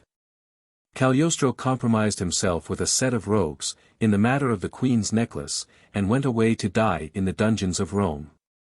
The interior of the ark is not to be looked at with impunity, and those who will touch it run the risk of being struck like Mosa by lightning. I do not speak of the fear, the envy, the hate of the vulgar which everywhere pursue the initiate, who does not know how to conceal his knowledge. True sages escape from this danger. 58. The Abbé Trithemus lived and died peacefully while Agrippa, his imprudent disciple, closed prematurely in a hospital a life of disquietude and torment. Agrippa, before his death, blasphemed against the science, as Brutus at Philippi had blasphemed against virtue, but despite the despair of Brutus, virtue is more than an empty name, and despite the discouragement of Agrippa, science 59 is a truth. At the present day, occult sciences are scarcely studied except by presumptuous ignoramuses or eccentric savants. Women furnish their necessary ground, in hysterical crisps and doubtful somnambulism. People want above all things prodigies. To cog the dice of fortune, to shuffle the cards of fate, to have philters and amulets, to bewitch their enemies, to put jealous husbands to sleep, to discover the universal panacea of all the vices, not to reform them, but to preserve them from the two great diseases that kill them. Deception and lassitude countenance such schemes, and one is sure to travel quickly on the high road of folly. If the hasty Achilles of Homer had been wholly invulnerable, he would only have been a cowardly assassin, and the man who was sure of always gaining at play would soon ruin every one, and ought to be branded as a swindler. He who by a single act of his will could entail on others sickness or death, would be a public pest, of whom society ought to rid itself. To win love, save by natural means, is to commit a sort of violation. To evoke shades is to call down upon oneself the eternal shadows. 60. To deal with demons one must be a demon. The devil is the spirit of evil, the fatal current of misdirected and evil wills. To enter this current is to plunge into the abyss.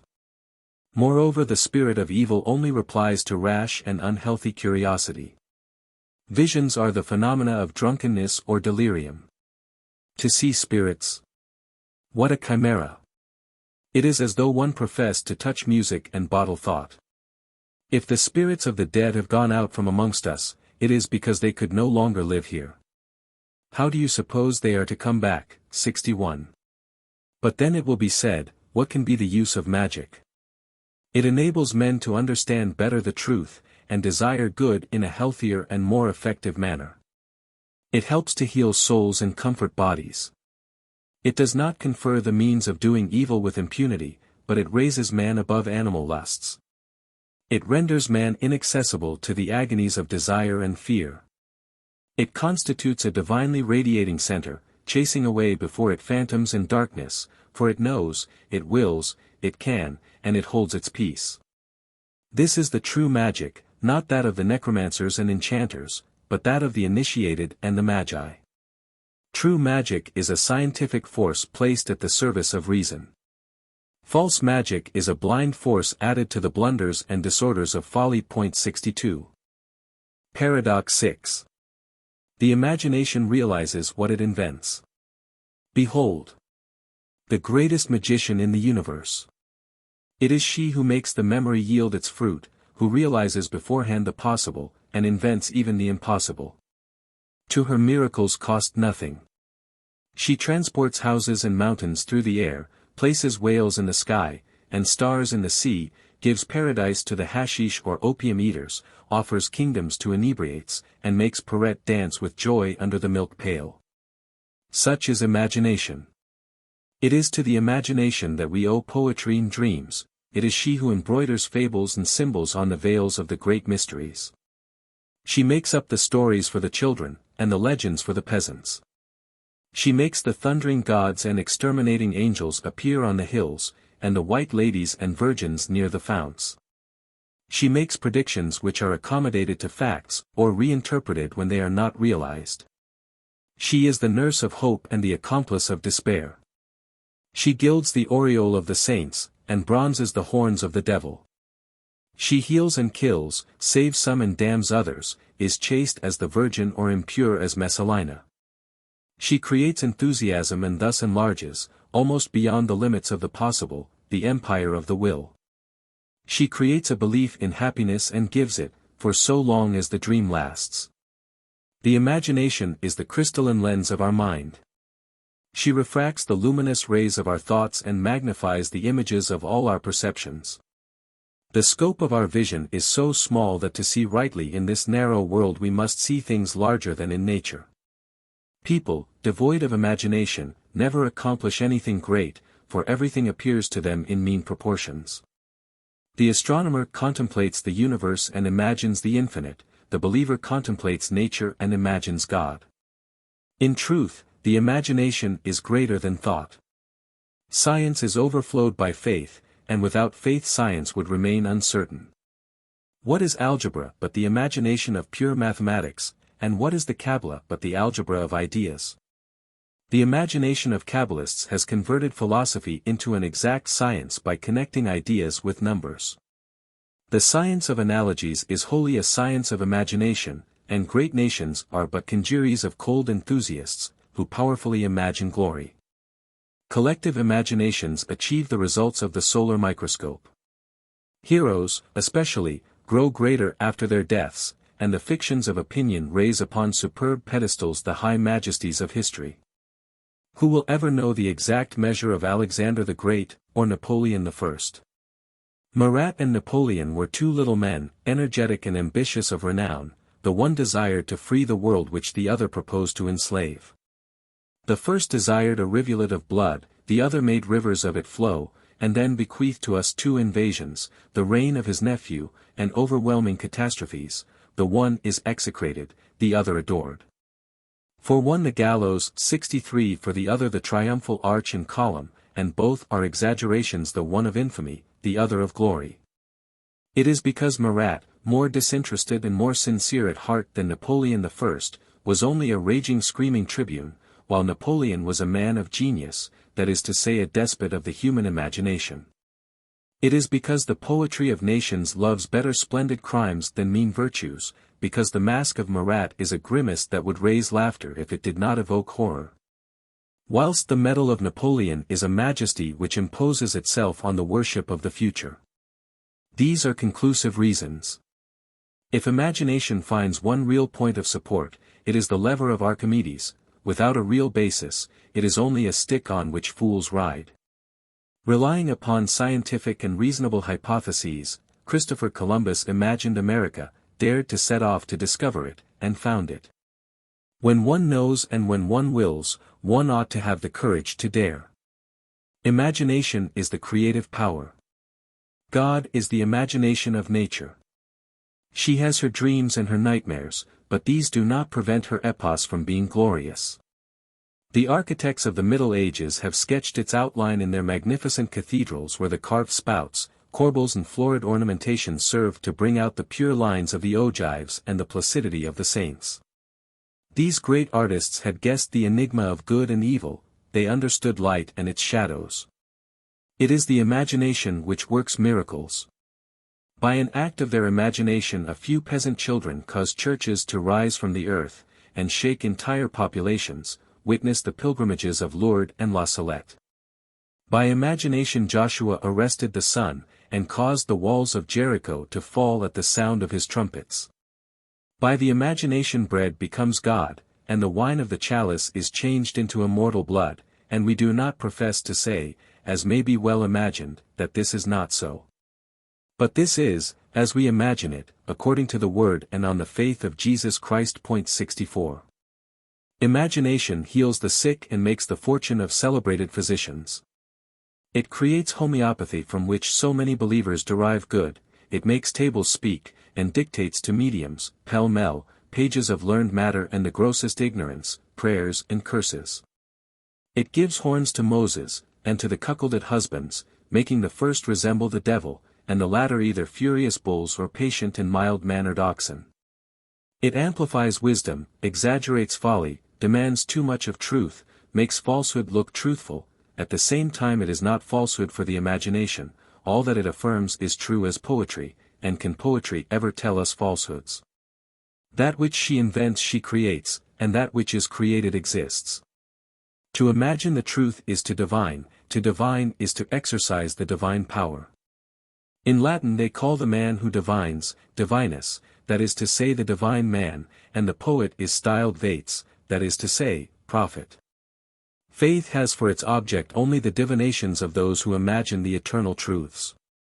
Moses imagined Jehovah, and the cloud hung over the tabernacle. Solomon imagined the universal temple, and that temple, destroyed successively by the Assyrians and the Romans, is still standing under the name of St. Peter's of Rome. Alexander imagined the unity of nations, almost realized under Augustus, and imagined again later by Peter the Great and Napoleon I, whose antagonisms still maintain the balance of the world. The imagination is the eternal go-between in light amours. It is by the imagination as a rule that impressible and nervous women are taken. It is often sufficient for a man to be strange or even horrible in order to be loved. The Marquis of Sade, Mirabeau, Marat, were all beloved, Cartouche and Mandrin had been so before them. Women of the world had fallen in love with Lacenaire, and we are assured that in his prison Trotman used to receive love letters. The Don Juans and Lovelaces owe most of their successes to their evil reputations. The lordly Bluebeards never lack victims, and it is especially when the daggers of the Lanciados are raised above them to strike that the Francesca de Rimini's love to taste the forbidden fruit. That which most powerfully excites the imagination, and consequently desire, is the consciousness of danger, hence the God of the Bible, wishing the woman to become a mother, forbade her under pain of the most terrible penalties to touch the fruit which would make her yield to love. 65. It was only in fact and they knew that they were doomed to die that the man and woman bethought themselves of providing successors. Death ploughs the ground of love, and love sows there the seed from which is destined to develop the harvest of death. It is forbidden on pain of death to enter into life, since all who are born are condemned to die. This is what is meant by original sin, and the birth sin, of which we can only be guilty in the persons of our parents, stretching backwards from one to another until we reach the first. The sin of birth is the consequence of the sin of love, that nature always makes a show of forbidding to mankind in order to stimulate their longing for it. Imagination is the Pegasus of the poets, the hippogriff of the paladins, the eagle of Ganymede, and the dove of Anacreon. It is the car of fire of Elias and the angel which bears away the prophets, holding them by the hairs of the head. It is the cherub with burning pincers cauterizing the stammer on the trembling lips of high, the mysterious Proteus that must be tightly squeezed in the realms of reason to compel it to assume a human shape and to tell the truth. Just as there is a latent heat which determines the molecular polarization of bodies, so there is a latent light that manifests itself in us by a sort of internal phosphorescence. It is this which illumines and colors the phantoms of our visions and our dreams, and exhibits to us in the absence of all external light such astounding photographic pictures. It is by means of this light that we read in the memory of nature, or in the general reservoir of impressions and forms, the rudimentary germs of the future in the archives of the past. Somnambulism is a state of immersion of the thought in this light invisible to waking eyes, and in this universal bath, wherein are reflected all presentiments and all memories, minds meet and intelligences interpenetrate each other. Thus it is that one can guess, translate, and explain the ideas of another. It is thus that the brain of one becomes for another an open book, which it can read off readily. The wonders of lucid somnambulism have no other cause, and are explained by a series of mirages and reflections. The interior light bears the same relation to the external light that negative electricity bears to positive electricity, and it is on this account that phantoms appear specially at night. 66 And that sorcerers require darkness to perform their pretended miracles. It is for this reason that the spirits and the mediums cannot produce their peculiar phenomena before all kinds of persons. They require a small sympathetic circle, predisposed to the contagious influence of that interior phosphorescence which makes the one set see and feel what would be neither visible nor sensible to the others. Then one is slowly and progressively pervaded by the life of the dream. 67 The furniture moves, pens write without being touched, men rise from the earth and remain suspended in the air. Then realities run mad, and mad ideas seem real. The seers and seeresses are insensible to pain. The convulsionaries of Saint Medard beg to be beaten with logs of wood or bars of iron. Somnambulists find in pure water all the flavors that the magnetizer chooses to imagine. The dead appear, hands without bodies come and touch you, but let a healthy man, or one out of sympathy with the circle enter, the oracles are silent, the hands disappear, the furniture ceases to dance, everything returns to its natural order. 68 And the members of the circle are as sulky and displeased as sleepers who have been suddenly startled out of sleep. This light of dreams, which we might call the dark or black light, exists independently of the sun and stars, as does the light of fireflies or glowworms. It never mingles with the visible external light, but it may leave its imprints on the brain, imprints transitory in the hallucinated, durable in the insane. Nervous organisms congested with black light become ill-regulated magnets, and produce at times on inert objects attractions or pressures, the results of which seem marvelous, especially when amplified and multiplied, as they almost always are, by the obliging imagination of the spectators. For credulity ever lends itself willingly to miracles. Weak minds are naturally inclined towards the marvelous, and it is not easy to undeceive them when they insist on being deceived. Never has a miracle been performed for the triumph of science and reason, never has one occurred in the presence of wise and educated persons. Strange phenomena reduced to their simplest expression may excite the curiosity and stimulate the investigation of men of science, but can demonstrate in no way the intervention of supernatural beings. 69. As a fact, God only is supernatural in the sense that he is the master of nature. All that is not God falls necessarily into the order of nature. 70. We must simultaneously ignore all the laws of nature and all the rules of exegesis, if we are to accept literally and in a natural signification the dogmatic and sacramental expressions of the Scriptures and the Councils. Thus the faith teaches us that in the sacrament of the Eucharist there is a transubstantiation. Is this transubstantiation natural? Clearly it is not. It is mysterious and sacramental. You may substitute one substance for another, but one substance does not become another, it is always the same substance, amalgamated or modified. Chemistry decomposes and recombines bodies, but it does not turn one thing into another, for in that case the two things would, at the same time, be and not be. To change literally and totally water into wine, it would be necessary to annihilate water and create wine, two absurdities. For nothing can be annihilated, and wine cannot be created without grapes. 71 To evaporate the water and substitute for it wine would be a mere conjurer's trick and not a change of substances. Bread may become flesh and wine become blood, but only by the processes of assimilation and not by transubstantiation. These dogmatical expressions must, therefore, remain restricted to the domain of dogma and symbols. Taken scientifically and in their natural sense they are absurdities. Dogma is the formula of imaginary realities. Note well that we say realities and not fictions. The affirmations of dogma are realities for faith, 72, but they are imaginary, because we can only conceive them through the imagination since they elude the analysis alike of science and reason. It is the imagination solely that performs all miracles. What in fact is a miracle? It is an exceptional phenomenon of which the cause is unknown. Science then holds her peace and leaves imagination to speak, who at once proceeds to invent and assert a cause out of all measure and proportion to the effect. The crowd accept this assertion as gospel and the miracle is incontestable. All educated people know that the miracles of the Bible are Oriental exaggerations. 73 Moses took advantage of the rise and fall of the sea, Joshua found a ford in the Jordan. Be used to breach the walls of Jericho, one of those explosive compounds of which the priests possessed the secret, and the national poets tell us that the sea opened, the Jordan flowed backwards, and that the walls fell of their own accord.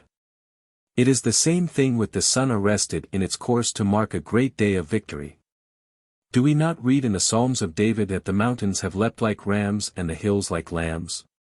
Must we take this literally? 74. The same poet adds that stones have been changed into pools and rocks into fountains. Have we here a transubstantiation? The theologians contend that we must take literally the words of Jesus Christ when he says of the bread, "This is my body," and of the wine, "This is my blood." But then we must also take his words in a literal sense when he says, "I am the true vine, ye are the branches." Now was Jesus Christ truly and literally a vine? 75. Must we believe that the knowledge of good and evil were really and truly a tree, and that the bitter fruits of this double-stemmed tree that yields life and death were peaches or apples? The serpent of Eden and the ass of Balaam, did they really speak? People will cease to ask such questions when the men who profess to teach others cease to be as stupid as savages. Imperturbable good sense, united to a powerful imagination, constitute what is called genius. The man who possesses both these forces can become entirely independent, and exercise at will a real influence on the common herd. He will create for himself, if he so will, servers and friends, unless he makes his genius subservient to some secret weakness. It is possible to have dogmatic good sense, without having practical good sense. Great men are often their own dupes. They love glory as Orpheus loved his companion, they go to seek it everywhere, even into hell, and turn round at the wrong time to see if Eurydice is following them. True glory is what none can take from us. It consists in merit, and not in the applause of the multitude. 76 It fears not the caprices of destiny, because it owes nothing to chance, it loves neither tumult nor noise, it is in the silence of earth that we enjoy the peace of heaven. 77. Paradox 7. The will accomplishes everything, which it does not desire. Prince Sakyamuni, who has been called Buddha, said that all the torments of the human soul had their origin in either fear or desire. And he concluded by two sentences which we may thus render. Desire then nothing, not even justice, wait until soon or late heaven accomplish it. Nirvana is not annihilation, it is, in the order of nature, the great appeasement. To will without fear and without desire is the secret of the omnipotent will. God fears nothing, he knows that evil cannot triumph, and he desires nothing. He knows that the good will accomplish itself, but he wills that truth should be, because it is true, and that justice should be done, because it is just. Magic ought to will whatever the mage wants. He wants the beauty of nature, which he enjoys in its fullness, because he never abuses it. He wants the springs to come flower-laden, the roses to bloom in their beauty, the children to be happy and the women beloved. 78. He wants men mutually to assist each other, to encourage the young and help the old. He wants the eternal good to triumph over the transitory evil, and he takes part patiently and peaceably in the work of society and nature. He wants order, he wants reason, he wants goodness, he wants love, and for that which he wants he works with all his strength, for thus he wins immortality in happiness. Desiring nothing, he is rich, fearing nothing he is free. Wanting only what he ought to want, he is happy. A poet has said of God, for him, to will is to create, to exist, is to produce. We may say as much of the mage wishing for the good is to do good, and no existence is barren. Job, stretched upon his dunghill, accomplished a sublime work. He gave patience to the world. All suffering is a giving birth, poverty brings riches, sickness health, captivity deliverance, punishment expiation and pardon. Tears are the seed of joy. Death nourishes life. For him who knows and loves, all is hope and happiness. Fortune, honor, and pleasures, these are what the majority of men crave, and they never dream that pleasures are the ruin alike of fortune and of honor. That riches produce satiety and a disgust for pleasures, and that honors are too often purchased by baseness. What deceptions too attend these! The miser treasures up misery, the voluptuary depraves his senses and kills his heart, and the ambitious, thinking to scale the capital, find only the Tarpeian rock. The miser hungers and thirsts like Tantalus, the voluptuary turns on the wheel of Ixion, the ambitious rolled the rock of Sisyphus. Their life is hell, their end despair. The mage, or, if you prefer it the sage, welcomes pleasure, accepts riches, merits honors, but he is never the slave of any of them. He knows how to be poor, to stint himself and suffer. He endures willingly forgetfulness, because his happiness, which is his own, expects nothing and dreads nothing from the caprices of fortune. He can love without being beloved. He can create imperishable treasures and raise himself above the level of honors, the gift of chance. 79 What he wants he possesses, for he possesses profound peace. He regrets nothing of that which must come to an end, but he remembers with joy all that has been good for him. His hope is already a certainty, he knows that good is eternal, and that evil is transitory. 80 He can enjoy solitude but he does not fear the society of man, he is a child with children, joyous with the young, staid with the aged, patient with fools, happy with the wise. He smiles with all who smile, he mourns with all who weep. He takes his part in all festivities, sympathizes in all mournings, applauds all strength of mind, is indulgent to all weaknesses, never offending any one, he has never to pardon, for he never thinks himself offended. He pities those who misconceive him, and awaits the opportunity of doing them good. It is by the force of kindness that he loves to revenge himself on the ungrateful. Ready, himself, to give everything, he receives with pleasure and gratitude all that may be given him. He leans with affection on all arms stretched towards him in times of difficulty, and does not mistake for virtue the fretful pride of Rousseau. He thinks that it is doing a service to others to give them an opportunity of doing good, and he never meets with a refusal either an offer or a demand. Think you that a man of such a character is not greater than a king, richer than a millionaire, more happy than a Faublas or a Sardanapalus? Happy he who shall understand this greatness, appreciate these riches, and taste this joy and these pleasures. He will want nothing else, and all he wants he will have. Perfection is equilibrium, and excesses of privation are as injurious as the excesses of enjoyment. Macerations have their unhealthy epicurism, and the fakirs love to wither away in the ecstasy of their pride. The penitent executioners of their own bodies and of their souls feel the cruelty of the God, whom they think to avenge, triumphing in them. The burners of men are those who submit to cruel self-discipline. Pope Pius V was an ascetic, and the terrible Saint Dominic was a penitent, pitilessly rigorous to himself. The fanatic capable of killing himself for God is capable of killing others. The orgies of austerity harden the heart as certainly as the orgies of pleasure. Arrived at perfect equilibrium, the man may walk or run without fear of falling. One must be someone to deserve to exist, but one is someone to do something. We exist only to act, we think to speak. Reason also is the word, but the word is not only speech, it is life and action. We are strong, to labor, we are learned, to teach, we are physicians, to heal the sick. We do not light a lamp to hide it under a bushel, as Christ said. The light should be placed on a candlestick, each one owes himself to all, as all owe themselves to each. We must not hide away the talent of gold, we must carry it to the bank. To live is to love, and to love is to do good. We should desire the progress of humanity, the prosperity of our country, the honor of our family, the welfare of all the world. He who interests himself in no one is a dead man who should be forgotten.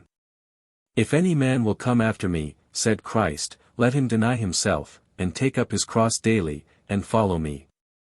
To renounce oneself is to come out of egoism in order to enter into charity. The true life of man is not in himself but in others. To carry one's cross is to bear courageously the pains and troubles of life. All sages have had their crosses. Jesus before he ascended Calvary had the ingratitude of the Jews and the folly of his disciples. Socrates had Xantippe, Plato had Diogenes, philosophy has to be learned in the book of Job. Happy they who weep, said the Master, but more happy, say we, those who know how to suffer without weeping.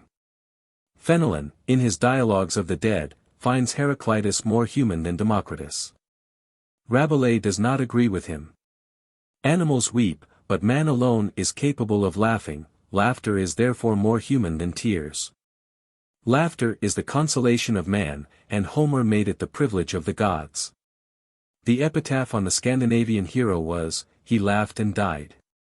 It is true that there is the good laughter and the bad laughter, but the good is the true, the other is only the gobble of the turkey or the grin of the ape. Good men and clever men know how to laugh, but the wicked and fools can only snigger. 81 Frank laughter is a fruit of that joy which a good conscience gives. The tree may be judged by its fruits, says the Gospel, we do not gather grapes from brambles. Determine, to begin with, to be really good, and all that you do will be good. The good, the beautiful, the true virtue, honesty, justice are things inseparable, out of which grows true happiness, for the result of all is peace, which is the tranquility of the eternal order. For the will, to be powerful, must be persevering in calm. God does not waver, says the Bible, and we can never advance by continually halting and retracing our steps. When we have sown the good seed, we must move the earth no more, but we must yet not cease to water what we have planted. Then the germ will be produced, and the plant will sprout of itself. When we have placed the leaven in the dough, we must leave it to work. The smallest effort constantly repeated ends by conquering all obstacles. We ought to persevere with an invincible patience. The most powerful men are those that do not excite themselves, and who only act to the purpose, with moderation and judgment. It is the economy of labor which creates and augments wealth. Economy, however, is not to be confounded with avarice. The wealth of the economist is living, that of the miser is dead. The economist husbands, the miser buries, the economist spends and distributes, the miser holds and sequesters. The wealth of the economist is useful to all, that of the miser is useless to others and even to himself.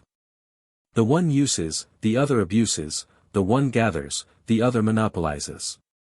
The possession of the one is property, of the other is pillage and the receipt of stolen property. Man assuredly has no right to live only for himself. His rule of conduct cannot be his own caprice. A child of nature, he must respect its laws. A member of society, he must accept its duties. His will may make him sovereign, but it is solely on condition of his being a constitutional sovereign. All disorderly wills are shipwrecked and go to pieces. Every caprice is a foolish expenditure of life, and a step towards death. To will effectively, we must will correctly and justly. To will correctly, we must judge rationally of things and not allow ourselves to be carried away by prejudice or passion. The opinion of the common herd is not the rule of conduct of the sage. He does not overtly attack it, but he does not conform to it. There is, moreover, at the root of all popular opinion some truth misunderstood. To have power and enjoyment fascinates and attracts all men, and truly to have power and enjoy oneself constitutes the fullness of human life. In what then do the fools differ from the sages? In that the former take the means for the end, and it results that the greatest good becomes for them the greatest evil. To have everything except intelligence and reason, what luxury of misery! To have all power to do evil, what a horrible doom! To enjoy the abuse, what suicide! Is a coward a warrior because he has grand weapons? Is a pig a man because it eats truffles off a golden plate? Can one be proud of commanding others when one is not master of oneself? Alexander the Great conquered the Indians and the Persians and was unable to conquer his own intemperance. Master of the world, he yields to a fit of fury and slays his friend Clitus. It seemed as he were about to rend asunder a universe too narrow to contain him, and he bursts with wine in a frantic revel. He dies of delirium tremens. This man, now God, now brute, had made nations tremble before his ambitious madness. He dies young, like all exaggerated hopes, and the abortion of this gigantesque existence is a fraud upon glory. What nothingness after so much glory! What idle renown evaporates around that little corpse! And was it not of him that Jesus thought when he said, "What shall it profit a man if he shall gain the whole world, and lose his own soul?" The frog in the fable swells itself out trying to become monstrous, and ends by bursting, and even if a man, void of reason, did succeed in aggrandizing himself beyond measure, what could he become save a gigantic unreason, an enormous folly? A more intense shadow to be pierced with all the brighter flash by the smallest spark of reason? For, whether on the thrones of science or power, or in the most humble condition, reason is ever the same, she is the light of God. Reason is like the host consecrated by Catholic belief, the host of which the most imperceptible fragments contain or rather express God in his fullness. Where reason is, there is divinity. What reason wills, God wills. The reasonable being participates in the divine royalty. He wills because reason wills, and his will is invincible. He can say like Christ, "I am the principle that speaks." He may have his opponents, his persecutors, his oppressors, but he has no masters on earth and his equals are in heaven. The sun which shines upon an insect is not less glorious than the sun which renders the moon resplendent, and a beggar in the right is superior to a prince who is in the wrong. Diogenes with good reason preferred one ray of the sun to the shadow of Alexander, and the cynic proved himself the equal of the conqueror whose power he limited by his own right not to be troubled. To desire nothing, to fear nothing, and to will patiently what is just, this is to be greater and stronger than all the masters of the earth. Synthetic recapitulation. Magic and Magism. The name of magic, after having been so dreaded and so execrated in the Middle Ages, has become in our days almost ridiculous. A man who seriously occupies himself with magic will hardly pass as a reasonable being unless set down as a physician and a quack. Credulous folks suppose that all magicians are workers of wonders, and being moreover convinced that only the saints of their communion have the right to perform miracles, attribute the ideas and phenomena of magic to the influence of the devil or evil spirits. For our part we believe that the miracles of the saints, and those which are attributed to demons, are alike the natural results of causes which are abnormally brought into action. Nature never disturbs herself. Her standing miracle is immutable and eternal order. Moreover, magic must not be confounded with magism. Magic is an occult force, and magism is a doctrine which changes this force into a power. A magician without magism is only a sorcerer. A magist without magic is only one who knows. The author of this work is a magist who does not practice magic. 82 He is a man of study and not a man of phenomena. 83 He does not claim to be either a magician or a mage, and he can only shrug his shoulders when he is taken for a sorcerer. He has studied the Kabbalah and the magical doctrines of the ancient sanctuaries. He feels that he understands them, and he sincerely believes in and admires them. To him they are the noblest and the truest science that the world possesses, and he deeply regrets that they are so little known. For this it is that he seeks to make them better known, taking only the title of professor of the highest science. The science of magism is contained in the books of the Kabbalah, in the symbols of Egypt and of India. 84 In the books of Hermes Trismegistus, in the oracles of Zoroaster, and in the writings of some great men of the Middle Ages, like Dante, Paracelsus, Trithemis, William Postel, Pomponius, Robert Flood, etc. The works of magic are divination or prescience, thaumaturgy or the use of exceptional powers, and theurgy or rule over visions and spirits. One may divine or predict either by observations and the inductions of wisdom, or by the intuitions of ecstasy or sleep, or by calculations of science, or by the visions of enthusiasm, which is a species of intoxication. Indeed, Paracelsus calls it ebriacatum, or a species of ebriety. The states which are connected with somnambulism, exaltation, hallucination, intoxication whether by alcohol or drugs.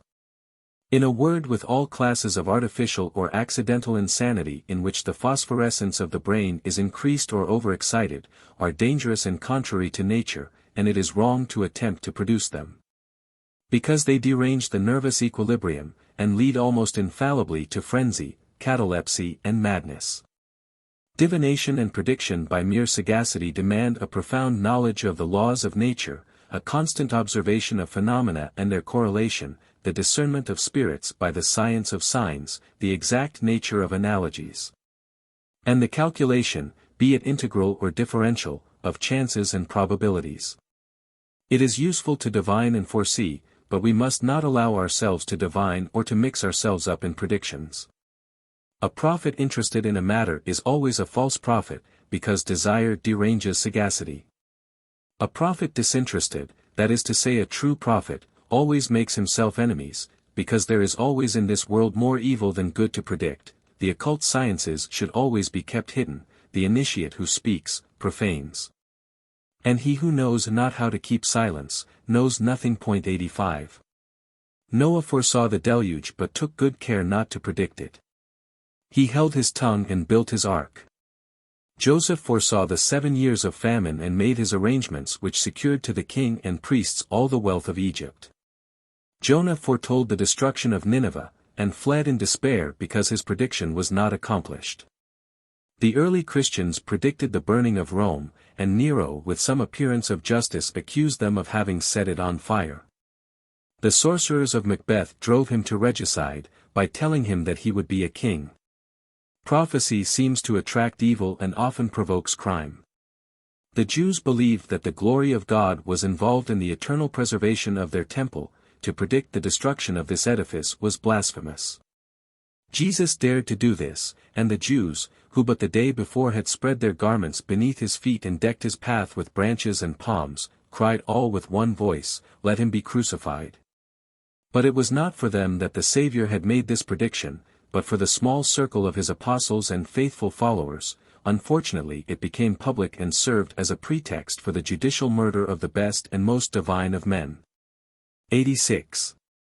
If we can predict exactly and certainly when eclipses are to occur and comets to return, why should we not be able to predict the periods of the greatnesses and decadences of empires? Being given the nature of a germ, do we not know what kind of tree it will produce? Knowing the motor, the impact and the obstacle, can we not determine the duration and extent of the movement? Read the book, entitled Prognosticatio Eximiae Docti Theophrasti Paracelsi, and you will be astounded at the matters that this great man was able to foresee by combining the calculations of science with the intuitions of a marvelous sagacity. One may predict with certainty by help of the calculations of science, and with uncertainty by help of a sensitively impressionable nature, or magnetic intuition. It is the same with miracles. These are astounding phenomena because they are abnormal and are produced in accordance with certain natural laws as yet unknown. When electricity was still a mystery for the multitude, electrical phenomena were miracles. Magnetic phenomena astonish at the present day the adepts of Spiritism, because science has not yet officially recognized and determined the forces of human magnetism, which is distinct, according to our view, from animal magnetism. It is not yet known to what extent the imagination and will of man are powers. It is evident that in certain cases nature obeys them. The sick suddenly recover health, inert objects change their position without any apparent motive force, visible and palpable forms are produced. The cause of all this is God for one set, the devil for the other, and no one reflects that God is too great to condescend to conjuring tricks, and that the devil, if he exists, as portrayed in legends, would be too intelligent and too proud to consent to be made ridiculous. All exclusive religions rely on miracles, and each attributes to the devil the miracles of its opposing faith. In this latter they are all to a certain extent right. The devil is ignorance, the demons are false gods. Now all false gods perform miracles, the true God works only one, which is that of the eternal order.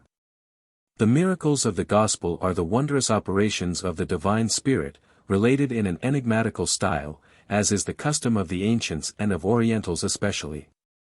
That Spirit changes water into wine, that is to say indifference into love. It walks on the waters, and with a word stills tempests, it opens the eyes of the blind and the ears of the deaf, it makes the dumb to speak, and the paralytic to walk. It resuscitates humanity buried for 4 days, that is for 4,000 years. It shows it in its putrefaction like Lazarus, and ordains that it be released from its bonds and from its shroud. Such are the true miracles of Christ, but if they ask him for prodigies, he replies, An evil and adulterous generation seeketh after a sign, and there shall no sign be given to it, but that of the prophet Jonas. Here the Master gives us to understand that the miracles of the Bible are also allegories. Jonas issuing alive from the fish that has swallowed him is humanity which regenerates itself. Jesus gave to the Jews as incontestable miracles the holiness of his doctrine and the example of his virtues. Jesus may certainly have healed the sick, since Vespasian, Apollonius, Gassner, Mesmer, and the Zo Jacob have also healed the sick. Sick people too may have been healed at Lourdes, as at the tomb of the deacon Paris, but such cures are not miracles, they are the natural results of a certain exaltation in faith.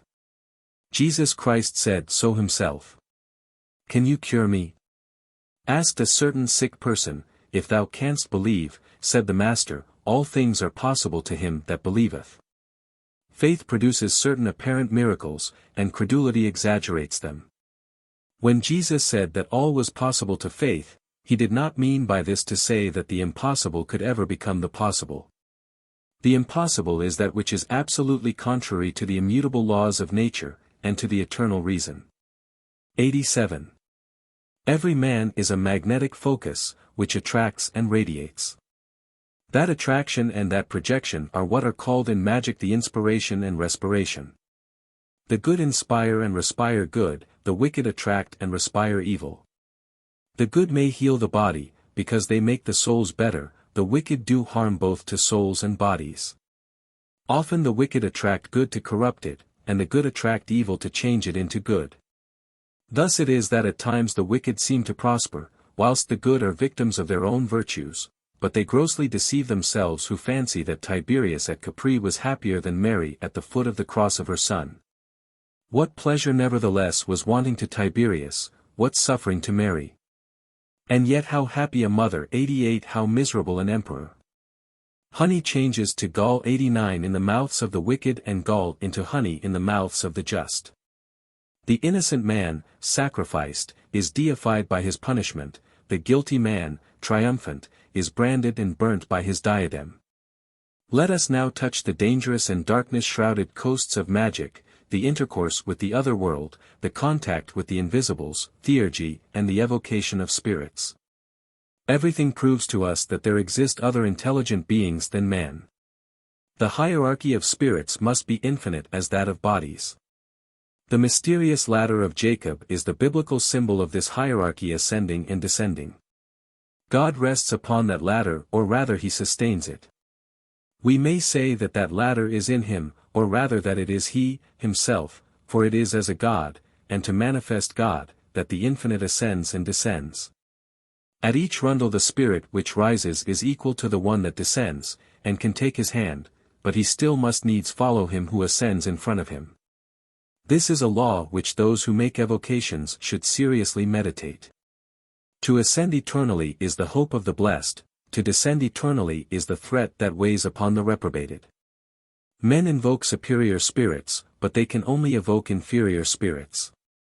Superior spirits whom men invoke attract them upwards. Inferior spirits whom men evoke draw them downwards. 90. Invocation is prayer, evocation is sacrilege, except when it is a very dangerous devotion. But the rash mortals who plunge into evocations have no thoughts of making the spirit whom they call ascend with them, they want to lean on it to rise by, and must necessarily lose their balance in leaning on what is descending. The spirit which descends is as a load to him who would raise it, and it necessarily drags down him who abandons himself to it. To renounce the reason to follow the inspirations of a phantom, this is to plunge into the abyss of madness. The great epoch of theurgy was that of the fall of the ancient gods. Maximus of Ephesus invoked them before Julian, because men had ceased to invoke them, they had sunk below even the reason of the common people. Also to Julian they appeared thin, poor, and decrepit. Julian, fanaticized by the magic of the past, wished to take these infirm immortals on his back, as Aeneas saved his father from the conflagration of Troy, and the arrogant philosopher fell under the burthen of his gods. We cannot see the gods without dying. This is one of the most formidable axioms of ancient theurgy, for the gods are the immortals. To see them we must pass out of our plane into theirs and enter into incorporeal life, and if this be possible without dying, it is only so in an imaginary or fictitious manner, or by an illusion resembling that of dreams. We must conclude that every apparition which we survive can only be a dream. When a vision of the other world is real, either the seer dies, or rather is already dead when he sees it. 91 This which we write has assuredly no sense for the learned materialists who do not believe in another life, but these are compelled, in defiance of all evidence, to deny the phenomena of magnetism and spiritism. And cannot, therefore, be sincere. The true savants are those who believe. The danger lies in believing without knowing, for then one believes in the absurd, that is to say in the impossible. The old French language had a word to express rash belief, it was the verb croire, whence is derived our word outrecuidance, which signifies a ridiculous and presumptuous confidence. Theurgy is a dream pushed to the most terrifying realism in a man who believes himself awake. It is attained by weakening and exciting the brain, by fasts, meditations and watching. Asceticism is the father of nightmares and the creator of demons, the most grotesque and deformed. Paracelsus thought that real larvae too might be engendered by the nocturnal illusions of celibates. The ancients believed in the existence of daimons, a race of malicious genii who floated about in the atmosphere. St. Paul seems to admit these when he talks of the powers of the air against whom we have to fight. The Kabbalists peopled the four elements, and named their inhabitants sylphs, undines, gnomes and salamanders. Young, hysterically disposed virgins in the Middle Ages used to see white ladies appear near springs. In those days they called such phantoms fairies. Nowadays when the same phenomena repeat themselves, people are persuaded that the Virgin has shown herself on earth, and they found churches and organize pilgrimages, which still bring in a great deal of money despite the decline of faith.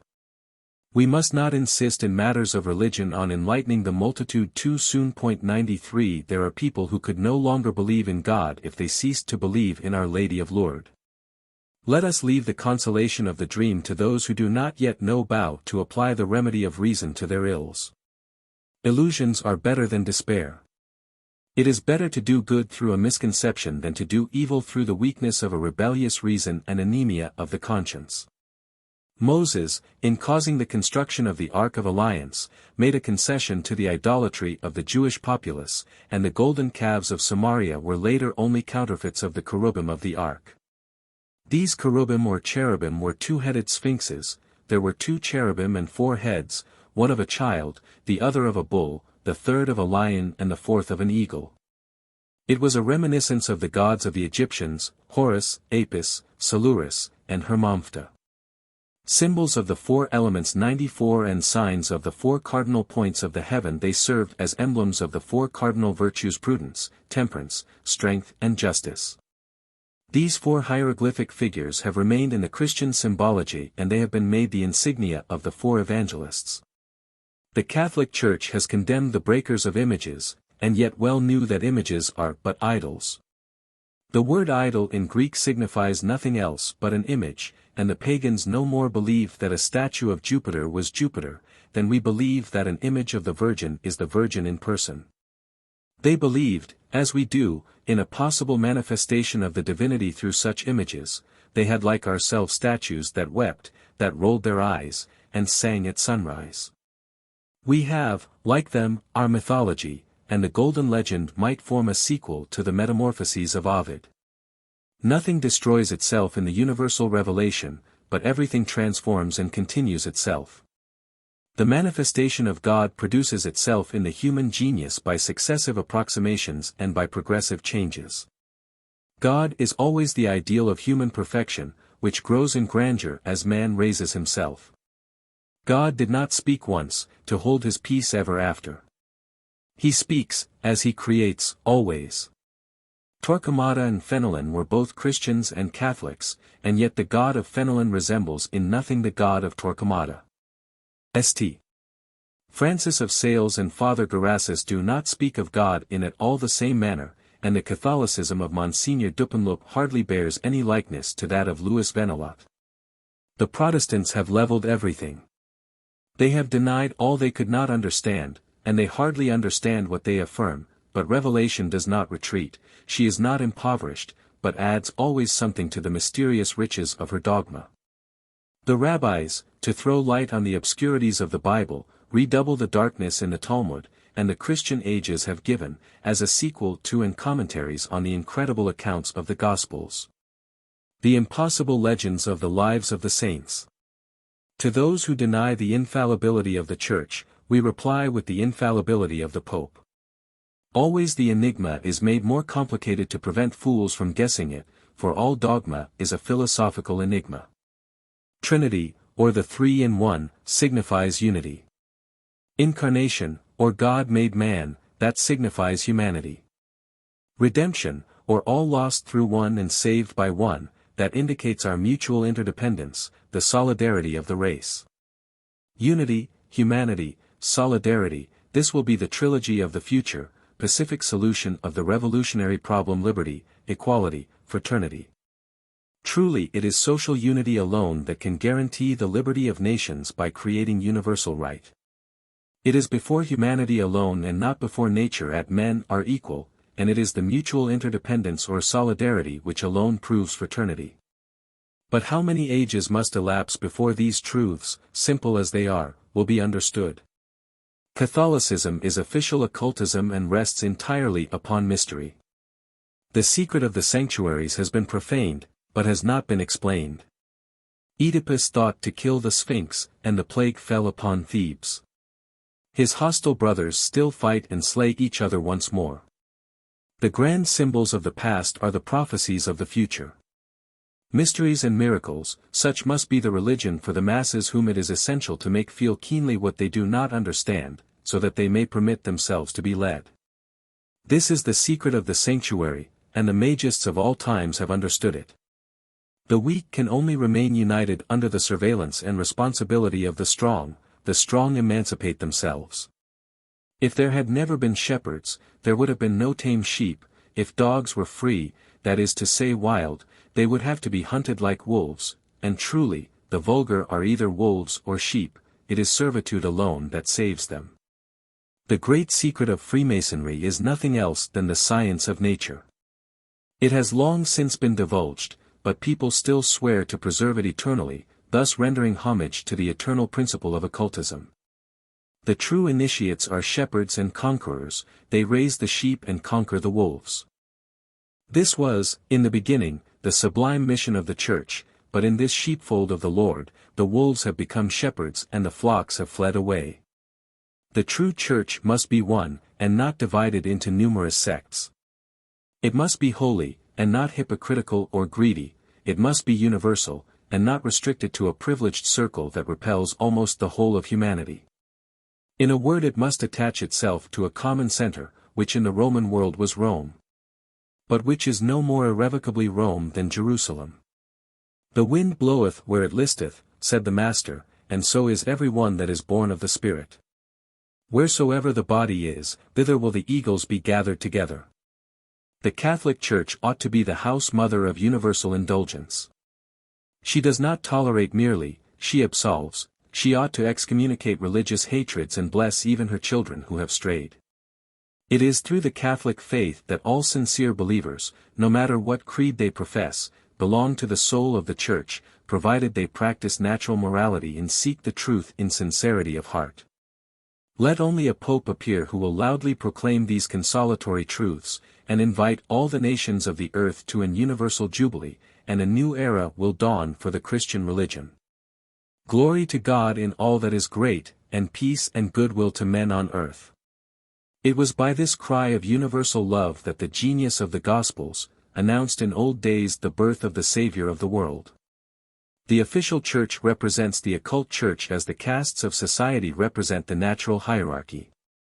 The priests, the nobility, and the people represent the men of devotion, the men who are superior in intelligence and the men who are inferior. The true priests of humanity are the sincere philanthropists, the true kings are the men of genius. The true nobles, the men of intelligence and lofty sentiments, the common mass is the great flock of the voluntarily ignorant and poltroons. A simple soldier faithful to his flag is surely greater than a marshal of France who betrays his country. An honest rag-picker is more noble than a vicious prince. Eminent men in all departments have risen from the people, and kings and queens have been seen dragging themselves through the mire. Every intelligent and virtuous man may deserve admission to the highest initiation, the profane are only fools or knaves. The initiate is a man of no party, he desires only unity, mutual indulgence and peace. He has no opinions, for truth is not an opinion, for him all hostilities are errors, and all curses, crimes. Before the abuses of the Romish Church, protestation is a right and consequently a truth. But Protestantism is a sect, and therefore a falsehood. Catholicity, that is to say universality, is the character of true religion, it is therefore a truth, but Catholicism is a party and consequently a falsehood. When abuses have ceased, protestation will no longer have any reason to exist, and when Catholicity shall have been established throughout the world, there will be no more Catholicism at Rome. In the meantime, as one cannot live respectably 95 without religion, and as it is impossible and absurd to stand alone in religion, since the very word religion signifies a thing that binds men to one another. 96 each can and ought to follow the usages and rites of the communion in which he was born. 97 all religions have a respectable side and a defective side. Let us no more break each other's idols, but let us lead all men gently out of idolatry. One must learn to endure patiently in Catholic churches the noise of the ceremonial, and of the halberd of the Swiss, to weary oneself in all gravity and respect in the Protestant temples. To keep serious in the synagogue and the mosque despite the muffled heads of the rabbis and the contortions of the dervishes. All this must have its time. One religion passes away, but religion remains. One man dies, but humanity dies not. One woman ceases to love or be lovable, but woman is ever worthy of respect and love. One rose fades all too soon, but the rose is an imperishable flower, and blooms anew in every spring. Let us make use of religions for the sake of religion, love men for the sake of humanity, and women for the love of woman. Let us seek the rose amidst the roses, and we shall never find deception or despair. But because we are men, we must not insist on the children being men. We must not beat them because they fall, nor use them harshly because they do not understand things that are above their age. We must not rob them of their punches and their dolls. They adore them, later they will break them. Mama will give them others, and Papa will have nothing to say.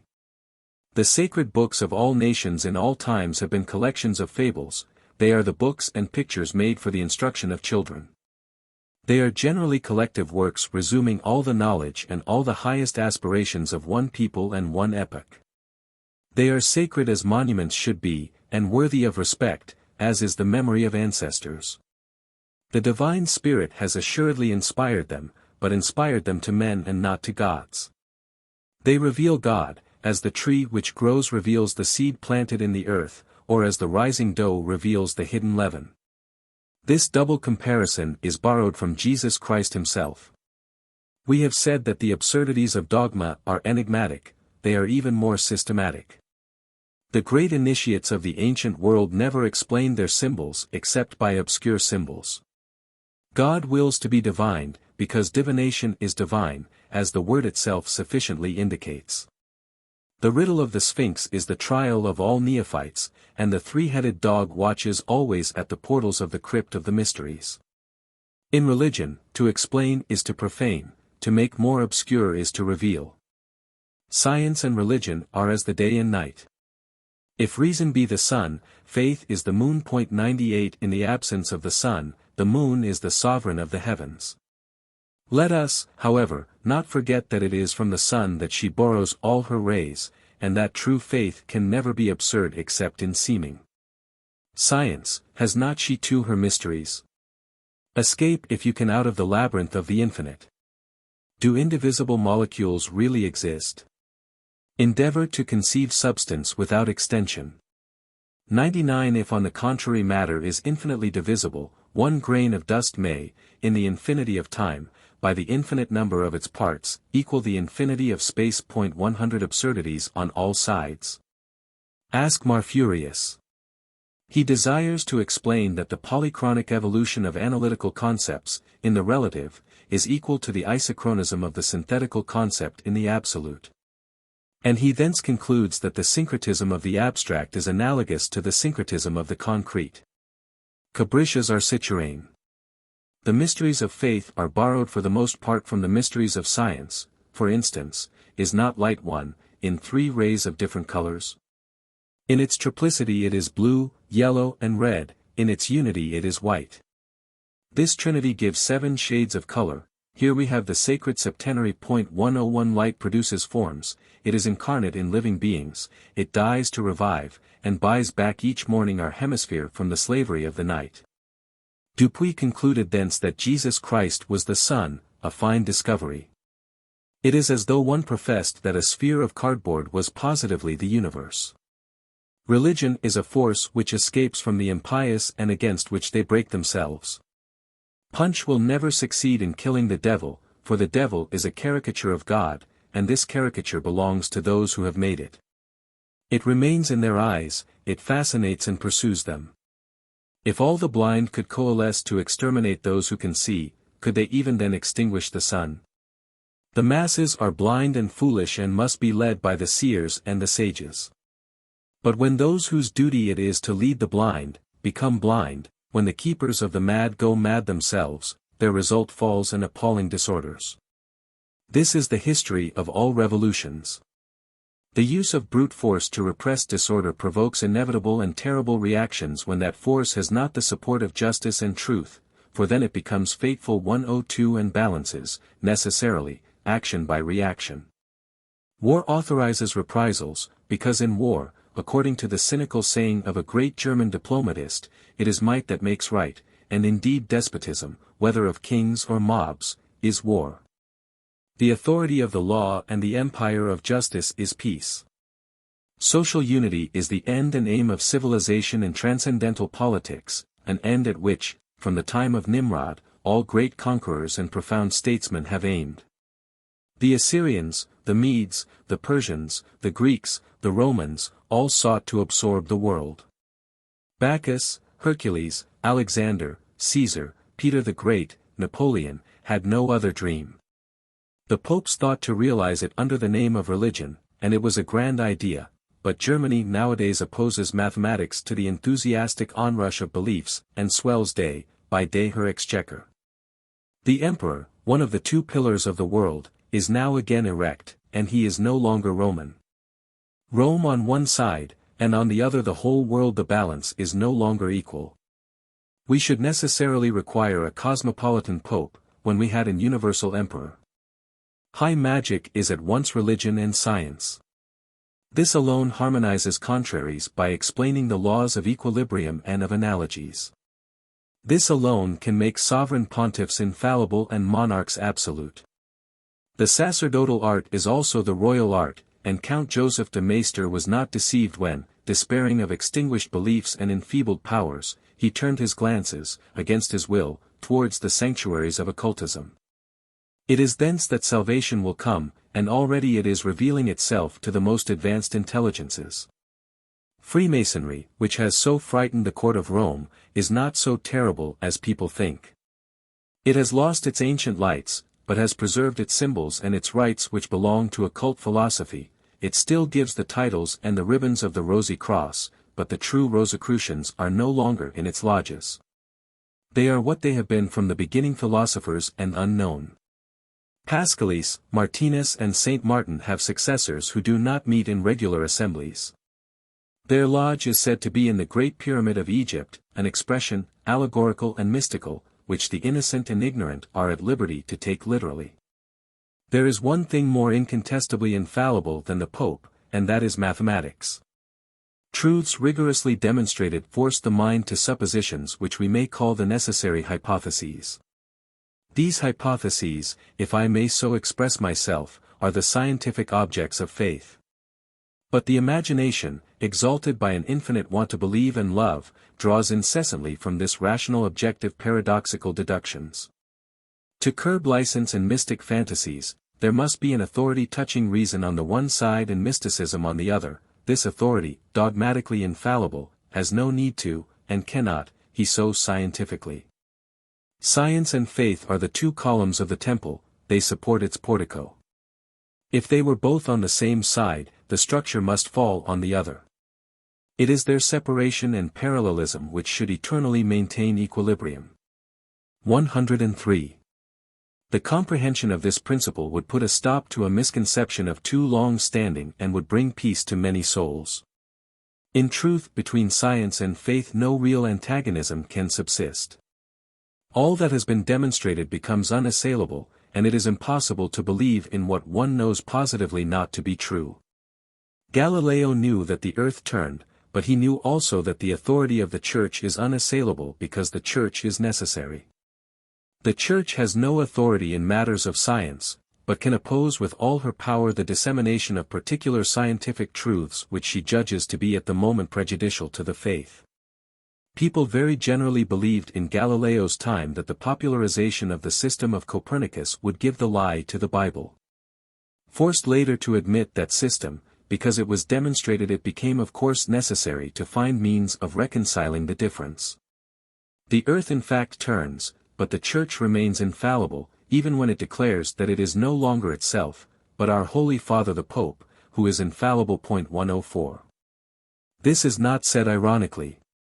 The Pope is infallible because it is necessary that he should be so, and he really is so, for those who believe it, since his infallibility only extends to matters of faith. The work of science is to detach faith from the letter and attach it to the spirit. In proportion as science rises, faith is exalted. The eternal evangel is like the cloud that led the Jews in the wilderness. It has one face of shadow and one face of light. The face of shadow is its mystery, the face of light its reason. The shadow is spread over the letter, the light emanates from the spirit. There is the gospel of faith and the gospel of science. Moreover, science renders faith impregnable, those who doubt do not know. 105. Ignorant faith only preserves itself by obstinacy, and obstinacy in ignorance is only fanaticism. Whoso believes without knowing, but without fanaticism, will very soon begin to doubt, and that doubt can only have as its result either knowledge or indifference. We must learn, or cease to believe. To cease to believe is easier, but for the soul to cease to believe is to cease to love, and to cease to love is to cease to live. Fanatics are sick, but still they are living, the indifferent are dead. Blind beliefs do not improve mankind. They may restrain them through fear or allure them by hope, but fear and desire are not virtues. A dog may restrain his appetite under fear of the whip, but he none the less remains greedy, he only adds cowardice to greed. So to believe to any good purpose, we must know. It has been said that a little science detaches from God, and that a great deal of science leads us back again to Him. This saying must be explained by stating that a commencement of science and philosophy detaches man from the God of the foolish, while the acquisition of much of these brings him to the God of the wise. The Magist has no need to formulate his faith in God. 106. He feels in himself that supreme power of the true and the God, which animates, sustains, fortifies and consoles him. What need have we to define the light when one can see it? What avails it to prove life, when one is alive? When St. Paul was converted, say the Acts of the Apostles, he felt as though scales had fallen from his eyes.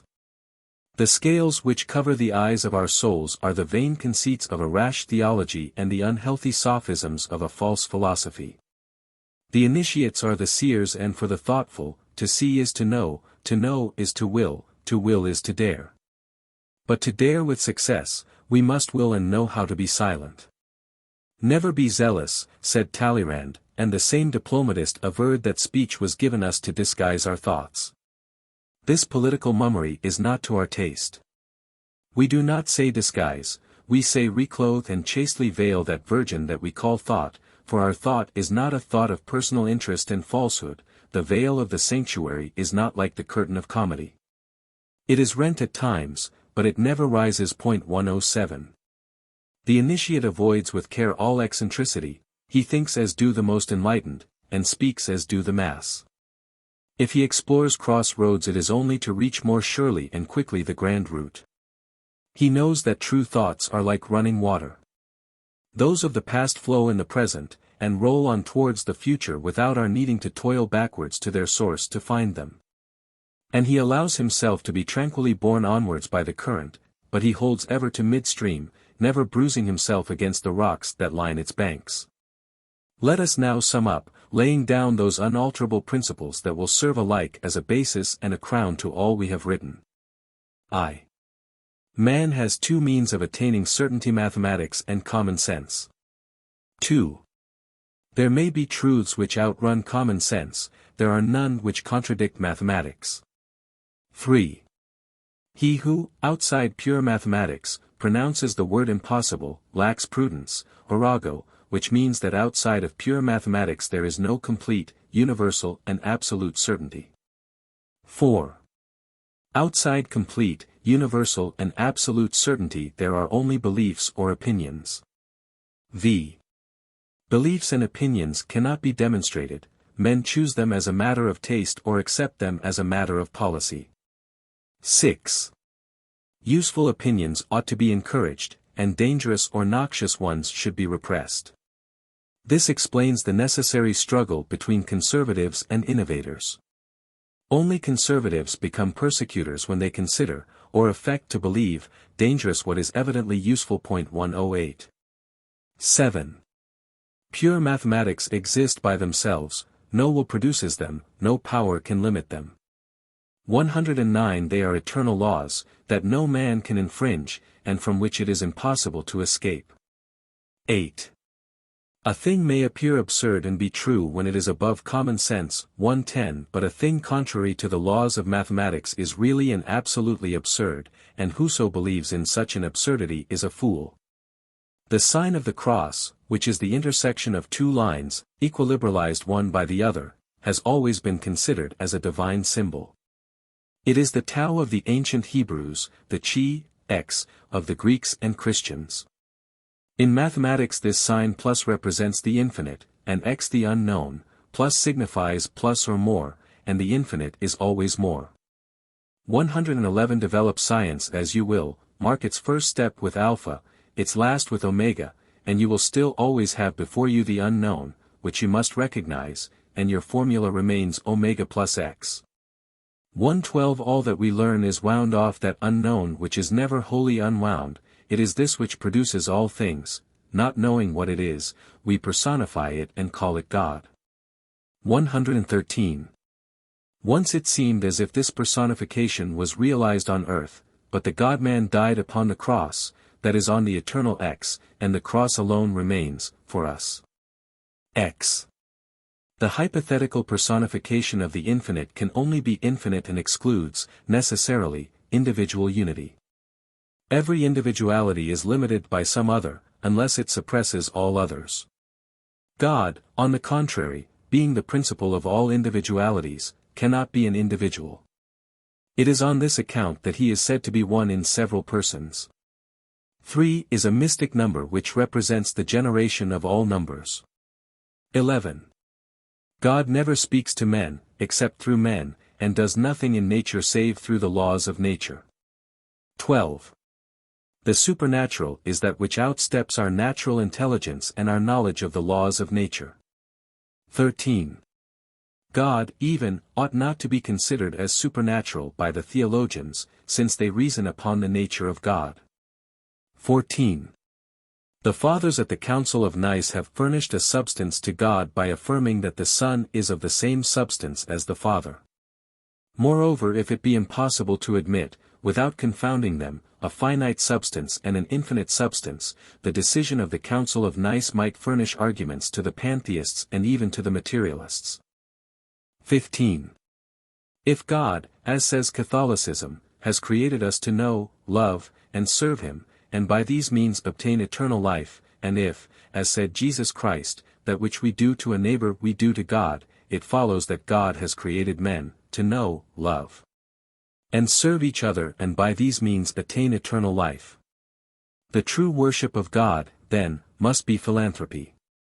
And every religion which does not inspire, augment and perfect philanthropy must be a false religion. 16. A religion, the consequence of which is the reprobation and eternal punishment of the majority of men or of some men, or even of one single man, does not inspire philanthropy. This does not touch the true Catholic doctrine, which only employs reprobation as a threat, and is in reality salvation offered to all men. He who loves not remains in the death, said St. John, and those cast away by philanthropy are those who will not love. 17. If God were, as is ridiculously supposed, an omnipotent personage who laid stress upon being honored by certain special ceremonies, he would have revealed those ceremonies in a manner evident and incontestable to all men. And there would be only one form of religious worship on earth, but such is not the case, and what he has given to all is the need and the duty of loving. Philanthropy is therefore the true and the only religion, really Catholic, that is to say universal. 18. Every word of blessing and love is the word of God, and every word of malediction and hate is the cry of human wickedness, which men have personified, calling it the devil. 19. An act of philanthropy, even the most imperfect, is more religious and meritorious than all the fasts, all the genuflections, and all the prayers. XX. The attraction which draws together the sexes is not philanthropic. On the contrary, it is often the most brutal of all egoisms. XXI. This attraction only merits the name of love when it is sanctified by sentiments of self-devotion and sacrifice. XXI. The man who kills a woman because she no longer loves him is a coward and an assassin, which however does not justify adultery, but all that can be said in regard to this has been said by Jesus Christ. XCI. Law should be always rigorous. Justice indulgent. Ziv. The little suffer for the great, but the great also must answer for the little. The rich will pay the debt of the poor. 114. XXV. The best things when corrupted become worse than the bad ones. What more venerable than the priesthood, yet what more contemptible than a bad priest? But the duties of the priesthood are so sublime and so lifted above human nature, that every priest who is not a saint is bad. This explains the discredit that falls upon the priesthood in periods when the religious sentiment is feeble.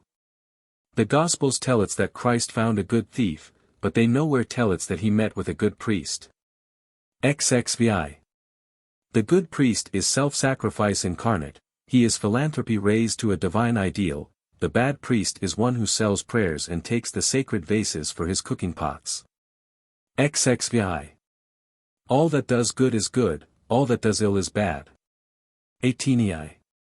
All that gives us pleasure seems to us good, and all that inconveniences or afflicts us seems bad, but we often deceive ourselves, and these errors are the extenuating circumstances of sin. Zix. It is impossible to love evil for its own sake, knowing what it is, and without its having some appearance of good. XXX.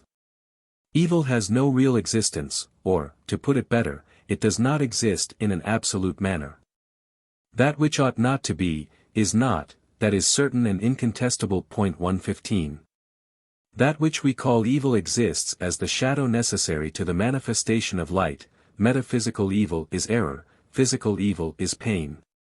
But error is excusable when it is involuntary. To know perfectly that we are deceiving ourselves, and yet to persist is no longer deceiving ourselves, it is seeking to deceive others. As for physical pain, it is the preservative from, and the remedy for, the abuse of pleasure. It exercises the patience of the wise, admonishes the thoughtless and chastises the wicked. It is, therefore, rather a good than an evil. XXXI.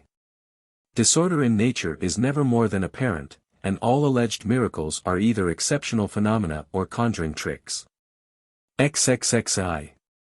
When you see a phenomenon contrary in appearance to the laws demonstrated by mathematics 1:16, be sure either that you have observed imperfectly or that you have been duped, or that you have been hallucinated.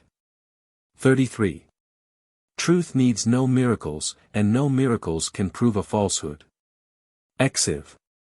The general laws of nature are known to science, but neither all the forces nor all the agents are yet known. A glimpse has been obtained of animal magnetism, which certainly exists, but science treats it as a problem which it has not attempted to solve. XXXV. People always ask why the extraordinary phenomena of magnetism are never produced in the presence of men of learning. 1:17. It is because few men of learning who witness a phenomenon inexplicable to themselves would have the courage to attest its occurrence. XXXVI. The light that we see is only one portion of the infinite light. It is those few rays of our sun which are en rapport with our visual apparatus. Our sun himself is but a lamp suited to our benightedness. It is but a point luminous in space which would be darkness to the eyes of our body, and which is resplendent for the intuition of our souls. XVI. The word magnetism expresses the action and not the nature of the great universal agent which serves as mediator between thought and life. This agent is the infinite light, or rather, for the light is only a phenomenon, is the light-bearer, the great Lucifer of nature, the mediator between matter and spirit 1:18, which the ignorant and impostors call the devil. And which is the first creature of God. XXXVI. What is more absurd and more impious than to give to the devil, that is to say to evil personified, the name of Lucifer, which signifies light-bearer? The intellectual Lucifer is the spirit of intelligence and love. It is the Paraclete, it is the Holy Spirit, and the physical Lucifer is the great agent of universal magnetism. XX. To personify evil and make of it an intelligence, a rival to God, which can moreover understand and can no more love, this is a monstrous fiction. To believe that God permits this evil intelligence to deceive and destroy his feeble creatures already so weak in themselves, is to make of God a personage more wicked even than the devil. For God, in taking from the devil the possibility of repenting and loving, himself forces him to do evil. Moreover, a spirit of error and falsehood can only be a thinking folly, and does not even deserve the appellation of spirit. The devil is the opposite of God. Therefore, if God defines himself as the one who is, the devil must be he who is not. XL. We must seek the spirit of the dogmas, while receiving in its integrity their letter, such as the sacerdotal Sphinx transmits it to us. This letter is obviously absurd, in order that we may seek further and higher. It is certain that to act one must be, and that to sin one must have a conscience, and that, therefore, one cannot be born guilty, that one cannot make anything out of nothing, that God cannot be a man, nor a man God. That God can neither suffer nor die, that a woman who gives birth to a child cannot be a virgin, etc., etc. No one, then, can seriously affirm the contrary of these truths, so palpable and evident, without warning us that there is a mystery in it. That is to say, a hidden sense which must be extracted and understood under pain of becoming either an unbeliever or a fool. XLI. That which excuses the so-called atheists is the deplorable conception that the masses make for themselves of God. Men have endowed him with all their own vices, and have imagined they were making him great by exaggerating these to paradoxical proportions. Thus, for an example, pride. God has for object only his own glory. He looks for this glory in the abasement of his rivals as if he could have any. He tortures for eternity his miserable creatures for his glory. He has killed his son for his glory. Avarice. Absolute master of all good things, he gives to the larger number of his children only misery, and distributes his favors to the smaller number, only slowly and parsimoniously. Envy. He is the jealous God. He proscribes liberty. He leads astray the reason of the wise, and favors by preference the ignorant and the idiotic. Greed. He is never satiated with the flesh of his victims. Under the old law he required holocausts of bulls, under the new he sniffs the steam of human victims burning in auto da fes. Luxury. He must have virgins like the Minotaur. He has his seraglios of languishing amorous damsels, and monks tortured by obscene nightmares. He has invented celibacy to create phantoms, more immodest than all the Roman orgies, and unnatural dreams. Anger. The main topic of the sacred books and collections of sermons is the wrath of God. His fury lets loose pestilences, and in his implacable rage he hollows out a hell for all eternity. Sloth, after a repose of an eternity, he works during 6 days. 119 His work consisted in giving daily one order, and after giving these 6 orders he felt the necessity of resting, and how was he? John wrong when, after having represented evil under the form of a monster with 7 heads, he tells us that men prostrated themselves before and adored this beast, 120. St.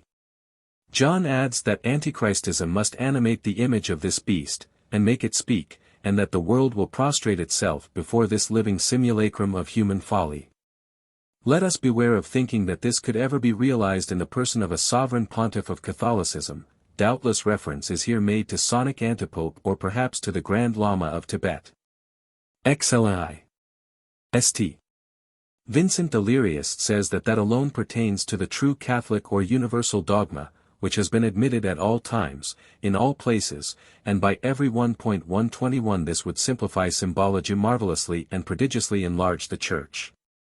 XLI. It is customary to reply to those who take objections to the teachings of the theologians, are you stronger-minded than St. Augustine? Have you more genius than Bossuet? More intelligence than Fenelon? These questions are very ridiculous, when the matter at issue is one of common sense. I am certainly less versed in mathematics than Pascal, and yet had I lived in the time of that great man, and had he said or allowed it to be said before me that 2 and 2 make 5, I should have reckoned his great authority as nothing. And should have continued to believe, or rather to know, that 2 and 2 make 4. Sliv. The great and learned men who have held their tongues, or have spoken in a certain manner, have had assuredly their own reasons for speaking or keeping silence. High truths are not suitable for low souls. There must be fables for children, and threats for cowards, there must be absurdities for folly and mysteries for credulity. It is through blackened glasses that we can alone gaze on the sun. Looked at through a clear glass, it seems to us black, and blinds us. God is for us as a sun, we must walk by his light with lowered eyes, if one tries to gaze fixedly on him our sight fails us. The most dangerous and the saddest of sciences is theology, for it constitutes itself wrongly a science of God. Rather is it a science of the foolishness of man when it seeks to explain the inscrutable mystery of the divine. XLV. The light of God sparkles in us, all it is our conscience. To do the good to which this incites us and to avoid the evil against which this warns us, these are our duties towards God. XLVI. God sows the idea in the infinite, and the rays of the suns bring to birth the germs in the planets. The animals have issued from the earth like the trees, but no more than the trees did they issue full-formed and of full size. Species have their embryotic periods as well as the individuals of each species. To imagine that God has first molded a statue of clay, to blow later in its face and so make of it a man, is to believe a story similar to that they tell little girls about babies being dug up out of cabbage beds. Is God denied or is glory lessened by declining to look on him as a statuary? It is nature that produces everything progressively and by slow degrees, operating ever through the orderly functions of the forces inherent in the substance, but it is the divine word that guides the forces towards the ideal of the form. Nature executes, she does not invent. The thoughts which are designed in matter come only from matter, though matter does not think. From the development of the first living cell, to the perfection of the human form, God has said to the forces of nature, "Let us make man," and his behest has endured through many millions of years which, before him, were but an instant. Genesis is not the natural history of man, it is the commencement of his religious epopee. The primitive couple is human unity established in the first family of believers. When God diffused over the face of man a breath of immortality, man had already a face. What else then was he but one species of anthropoid animal? Certainly man does not descend from the ape, but the ape and man perhaps descend from the same primitive animal. Darwin's theory does not contradict the Bible, it restores to it its character of the symbolic lion, exclusively religious. The Great Week of the Creation is a series of geological epochs 122, and God is said to rest when man begins to understand that the universe moves on alone. 123. XLVI. The supernatural is the eternal paradox of the infinite desire. Man craves to assimilate himself with God, and he does so in the Catholic communion. From a rationalistic point of view and considered in a purely natural manner, this communion is a thing of colossal extravagance. In the Catholic communion they eat the Spirit of God and the body of a man. Eat a spirit, and an infinite spirit. What madness! Eat the body of a man. How horrible! Theophagy, and androphagy. What claims to immortality? And yet, 124 what can be more beautiful, more soothing, more really divine than the Catholic communion? The religious want, innate in man, will never find more complete satisfaction. And how vividly we feel that it is true, when we believe in it. Faith to a certain extent creates what she affirms, hope in the superhuman never deceives, and the love of the divine is never a deception. The First Communion is the coronation of the human royalty, it is the inauguration of the serious side of life, it is the apotheosis and the transfiguration of childhood, it is the most pure of all joys and the most true of all happinesses. XLVI. There is then something above both nature and reason to explain, justify, and satisfy the highest aspirations of both. From this point of view the supernatural is natural, and the paradoxical formula of the necessary hypotheses becomes perfectly reasonable. It is the human spirit that constructs the impossible in order to attain the infinite. 49. According to the Fathers of the Church, the ancient law was only an image and a shadow of the new law. The astonishing stories of the Bible are but images, they do not say allegories, the word would have been dangerous, images of the new dogma inaugurated by Jesus Christ, and the basis of this dogma is that God is personally united with humanity. And that we must love and serve God in man. In a word that we must love one another, which resumes all the law and the prophets. There is then nothing true in the Bible which is not in conformity with the Gospels, and the spirit of the Gospels is the spirit of charity. L. To love one another and not revile, curse, excommunicate, persecute or burn each other. To love one another and consequently to assist, console, support and bless one another. Charity is humanity endowed with a divine principle. It is solidarity enriched by self-devotion, it is the spirit of the saints, and consequently the true spirit of the Catholic or universal Church. Those possessed with a spirit opposed to this do not belong to the Church. But charity in the Church ought to preserve above all things the hierarchy and unity. 125 It is rightful to protest against the abuse of authority, but not against authority itself. 126. There exists at present a new sect of Protestants who call themselves Old Catholics, as if the child just born could call itself old, because it has had a grandfather. But the ancestors of these ridiculous Protestants were no Old Catholics, who would have died 1,000 times rather than separate themselves from the hierarchy and authority. Their ancestors are the heretics of all ages, and their great ancestor is Satan. 127 That unsubmitting Old Catholic. Li. If religion is to be one, if it is to be holy, if it is to be universal, if it is to preserve and continue the chain of tradition, if it is to rest on a legitimate and hierarchical authority, if it is to realize and give what it promises. If it is to have signs of power and consolations for all, if it is to veil for feeble visions the eternal truths, if it is to unite in one sheaf all the aspirations and all the hopes of the most exacting souls, it can only be Catholic. 128 And all nations soon or late will return to Catholicity when some God-enlightened Pope boldly disavows the petty passions, full of greed and hate, of clerical Catholicism. When a learned clergy shall be competent to reconcile the lights of reason with the obscurities of faith, and when worship freed from material interests shall be no longer an object of mercantile enterprise. This will be, because it ought to be, and it will then be discovered that in the Christian dogmas there are, as in the earlier portions of the Bible, images and shadows of the religion of the future, which already exists and might designate itself as Messianism, Paracletism, or better still absolute Catholicity, and which will be the light of all spirits and the life eternal of all souls. The great secret. Not to succumb to the unchangeable forces of nature, but to direct them, not to allow ourselves to be enslaved by them, but to make use of them to the benefit of immortal liberty. This is the great secret of magic. Nature is intelligent, but she is not free. The heavenly bodies have instinctive souls like animals, and impregnate each other. The planets are the seraglio of the sun, and the suns are the docile flock of God. The earth has a soul which obeys the sun, under the decrees of fate, and obeys man, instinctively. But, for man to command the soul of the earth demands great knowledge and great wisdom, or great exaltation. Folly has its prodigies, and these more abundantly than wisdom, because wisdom does not seek prodigies, but tends naturally towards preventing their occurrence. It is said that the devil performs miracles, and there is hardly any one but him who does perform them, in the sense which the ignorant masses attribute to the word. Everything that tends to estrange man from science and reason is assuredly the work of an evil principle. The sun has intelligence, but the earth is mindless. Without the sun and the labor of man she would produce nothing.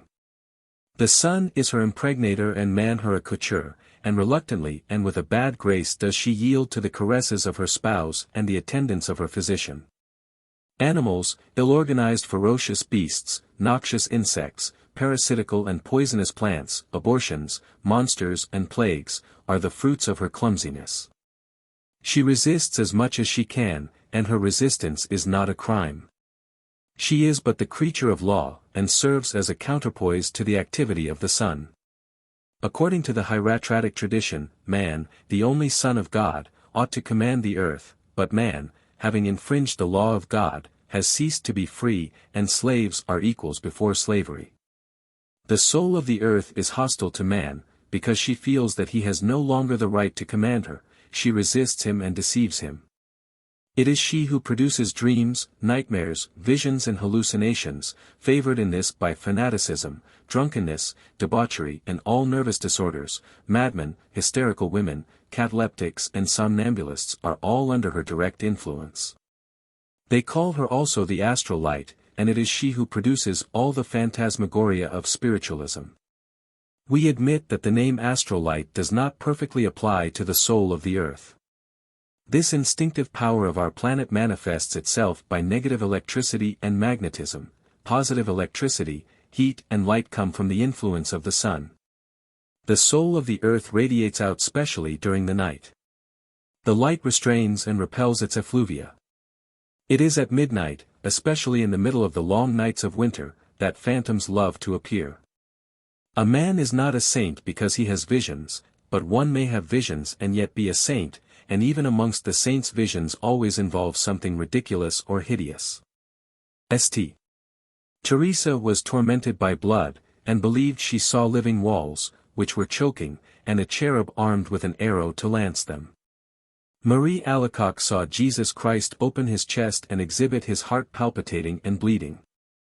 Martin de Gallardon saw an angel dressed as a footman. The children of Salette adorned the Virgin with a huge peasant's bonnet, with a yellow apron, and with roses stuck onto her feet. Bernadette Soubirons sees Our Lady of Lourdes, dressed like a girl, about to take the sacrament, with a little blue apron and yellow roses planted by the stalks in her naked feet. Berbignier saw Jesus Christ in the midst of several flat candlestick sockets. This vision of candlestick sockets reappears at Pont-Main, where 4 candles are seen fixed to the wall of the heavens and the Good Virgin in the middle of them. Ravaillac saw the sacred wafers fluttering around his head and heard a voice which told him to kill Henry IV. The instinctive soul of the earth eagerly demands blood, and favors the exaltations which lead to its shedding. Spectres, like crows, seem to scent from afar off massacres and battles. The death of Caesar, the civil war which resulted from it and the bloody proscriptions of the triumvirate were announced by prodigies, of which Virgil speaks. A little before the war of extermination which the Romans waged against the Jews, the temple was crowded by visions and marvels. The morbid miracles of the convulsionaries, preceded by a short time only the hecatombs of the Revolution, followed by the great wars of the Empire. Nowadays the spirits turn jugglers and the dead haunt our salons and become familiar with ladies. We have just passed through the war with Germany in the Commune. What have we still to expect? Man, the child of Earth, remains in magnetic communication with the Earth. He is himself a special magnet, which can indefinitely augment its powers by the combination of imaginations and wills. Then inert objects are magnetized, and, under the influence of the physical soul of the Earth, attracted and ill-directed by man, may displace themselves, be lifted up, and cause cracking noises or raps to be heard. At times even a kind of aerial coagulation roughly models out some fugitive form. People believe they see lights or hands. Dreams take to themselves bodies, and nature seems to become delirious. New Pythonesses scribble at hazard new oracles, as little serious as those of the ancients. The same causes produce always the same effects. Will man ever succeed in taming entirely this whirling and devouring animal that we call the Earth? No, so long as he cannot discover a fulcrum for the lever of Archimedes, and so long as the steed is always sure of throwing its rider. In vain man torments the Earth will always end by swallowing him up. Hence it is that the grand dream of Prometheus, that is to say of human genius, has always been the secret of Hermes, that is to say the discovery of a panacea for disease, old age and death. The desire for immortality, which has always exercised the human soul, is a protest against our subjection to the voracity of the Earth, but religion has placed immortality in death. And only flatters herself that she will succeed in releasing from the slavery of earth that portion of ourselves that she wants to raise to heaven. But in the language of symbolism, heaven is spirit and earth is matter, heaven is light and earth is shadow, heaven is the good, earth, the evil, heaven is paradise, and earth, hell. The theologians moreover who believe in a local hell can find no place for it save in the middle of the earth, which seems to affirm that evil is materiality. The earth is lazy, because she is heavy in material, and, as laziness produces starvation, the earth engenders imperfect species reduced to devouring each other. She loves to produce beings who kill each other, because she fattens on the corpses of her children. Warfare is the inevitable condition of existence on the earth, and the raison d'être always definitely pertains to the strongest. Might does not take precedence of right, it constitutes it. What Darwin calls natural selection is the triumph of might. Why are there abortions in nature? Why so many imperfect designs if the creative power is omnipotent? Because all force has a resistance as a fulcrum, because inertia battles against movement, because shadow must equilibrize light. All is foreseen by the universal sovereign intelligence, and the providence of God is not a direct and personal intervention. If God does not create animals, he tells the earth to produce them. God has impregnated nature and nature has become a mother, producing unaided, but she husbands her efforts and simplifies her great works. She produces life, and life in its turn works on differentiating forms according to the circumscribing conditions. One effort begets other efforts, one form begets other forms, and progress is only possible through the law of transformation. These mysteries of nature demonstrate and explain those of religion which try to the utmost the human understanding, divine selection, that is to say, final salvation, coupled with the probable reprobation of the majority. The narrow gate, regeneration or moral transformation, the resurrection or future transformation of the man that now is into a more perfect being. So what has been looked on as calculated to shatter faith corroborates it, that which one fancied must overthrow religion re-establishes it. The asserted paradoxes of Darwin explain the oracles of Jesus Christ, and we believe with greater assurance, because we know better what we ought to believe. These truths will sooner or later accomplish the conquest of opinion, and opinion when founded on truth always carries authority along with it. They begin with condemning Galileo. Later they are forced to admit what he asserted, and the Church is none the less infallible, because authority is necessary, and when she transmits her authority to the Pope becomes infallible by an infallibility, authoritative. But not miraculous. For an authority may be delegated, a miracle cannot be delegated. The yearning for religion is the primary want of the human soul, it exists side by side with love, and in love. There exist, says Mr. Tyndall, one of the foremost scientific men of England, there exist other things woven into the tissue of man, such as the sentiments of veneration, respect, admiration, and not only sexual love, to which we have just referred, but the love of the beautiful in nature, physical and moral, of poetry and art. There is also that profound sentiment that from the first dawn of history and probably for ages anterior to all history, has incorporated itself in the religions of the world. You may laugh at these religions, but in any case you only laugh at certain accidents of form, and you will not touch the immovable basis of the religious sentiment in the emotional nature of man. The problem of problems at this present hour is to give to this sentiment a reasonable satisfaction. The solution of this great problem we believe that we have sufficiently plainly indicated, to enable writers better accredited than ourselves to discover it and give it with greater success to the legitimate aspirations of the world. The spirit of intelligence will come as Christ has promised us, and this will teach us all the truth. The doctrines of the highest science, called magic by the ancients, being no longer recognized in our days by official science, can only be presented to it under the name of paradoxes, a word which signifies things above reason. Paracelsus, whose name signifies an elevation of thought in some way paradoxical, designated these the archidoxes, that is to say, things ultra-reasonable or more than reasonable. God is the great archidox of the universe. Religion is archidoxal when it appears paradoxical. Liberty is the paradox or the archidox of the human divine. Absolute reason, absolute knowledge, absolute love, are archidoxes of the human genius. Imagination is archidoxal in the creation and realization of its paradoxes. The will rushes on to the archidox and does not halt before paradox. Absolute reason is, like the divinity, the supreme archidox of the understanding. The absolute for the mind is the unconditioned reason, the absolute for the heart is infinite perfection, moreover, the beautiful being the refulgence of the true, infinite beauty can only exist in the ideal personification of truth and love. This personification, realized in the man, is Christianity, realized in society as a whole it will be Catholicity. He who said, "I believe because it is absurd," gave us in a paradoxical shape the formula of the archidox, and, in fact alike beneath and above reason only absurdity is to be found. But the absurdity which lies below is nonsense and folly, while that which floats above is enthusiasm and self-sacrifice. Below the reason of the mass is materialism, above the reason of the scientific is God. Credo quia absurdum. Let us now complete our magic paradoxes by one last one that we will call the Gospel of Science.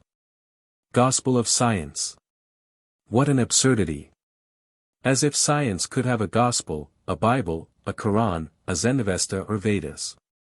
All these sacred books pertain exclusively to religion and the priests of the several forms of worship, and science only concerns herself with them, to ascertain their antiquity, authenticity, and influence on the history of nations.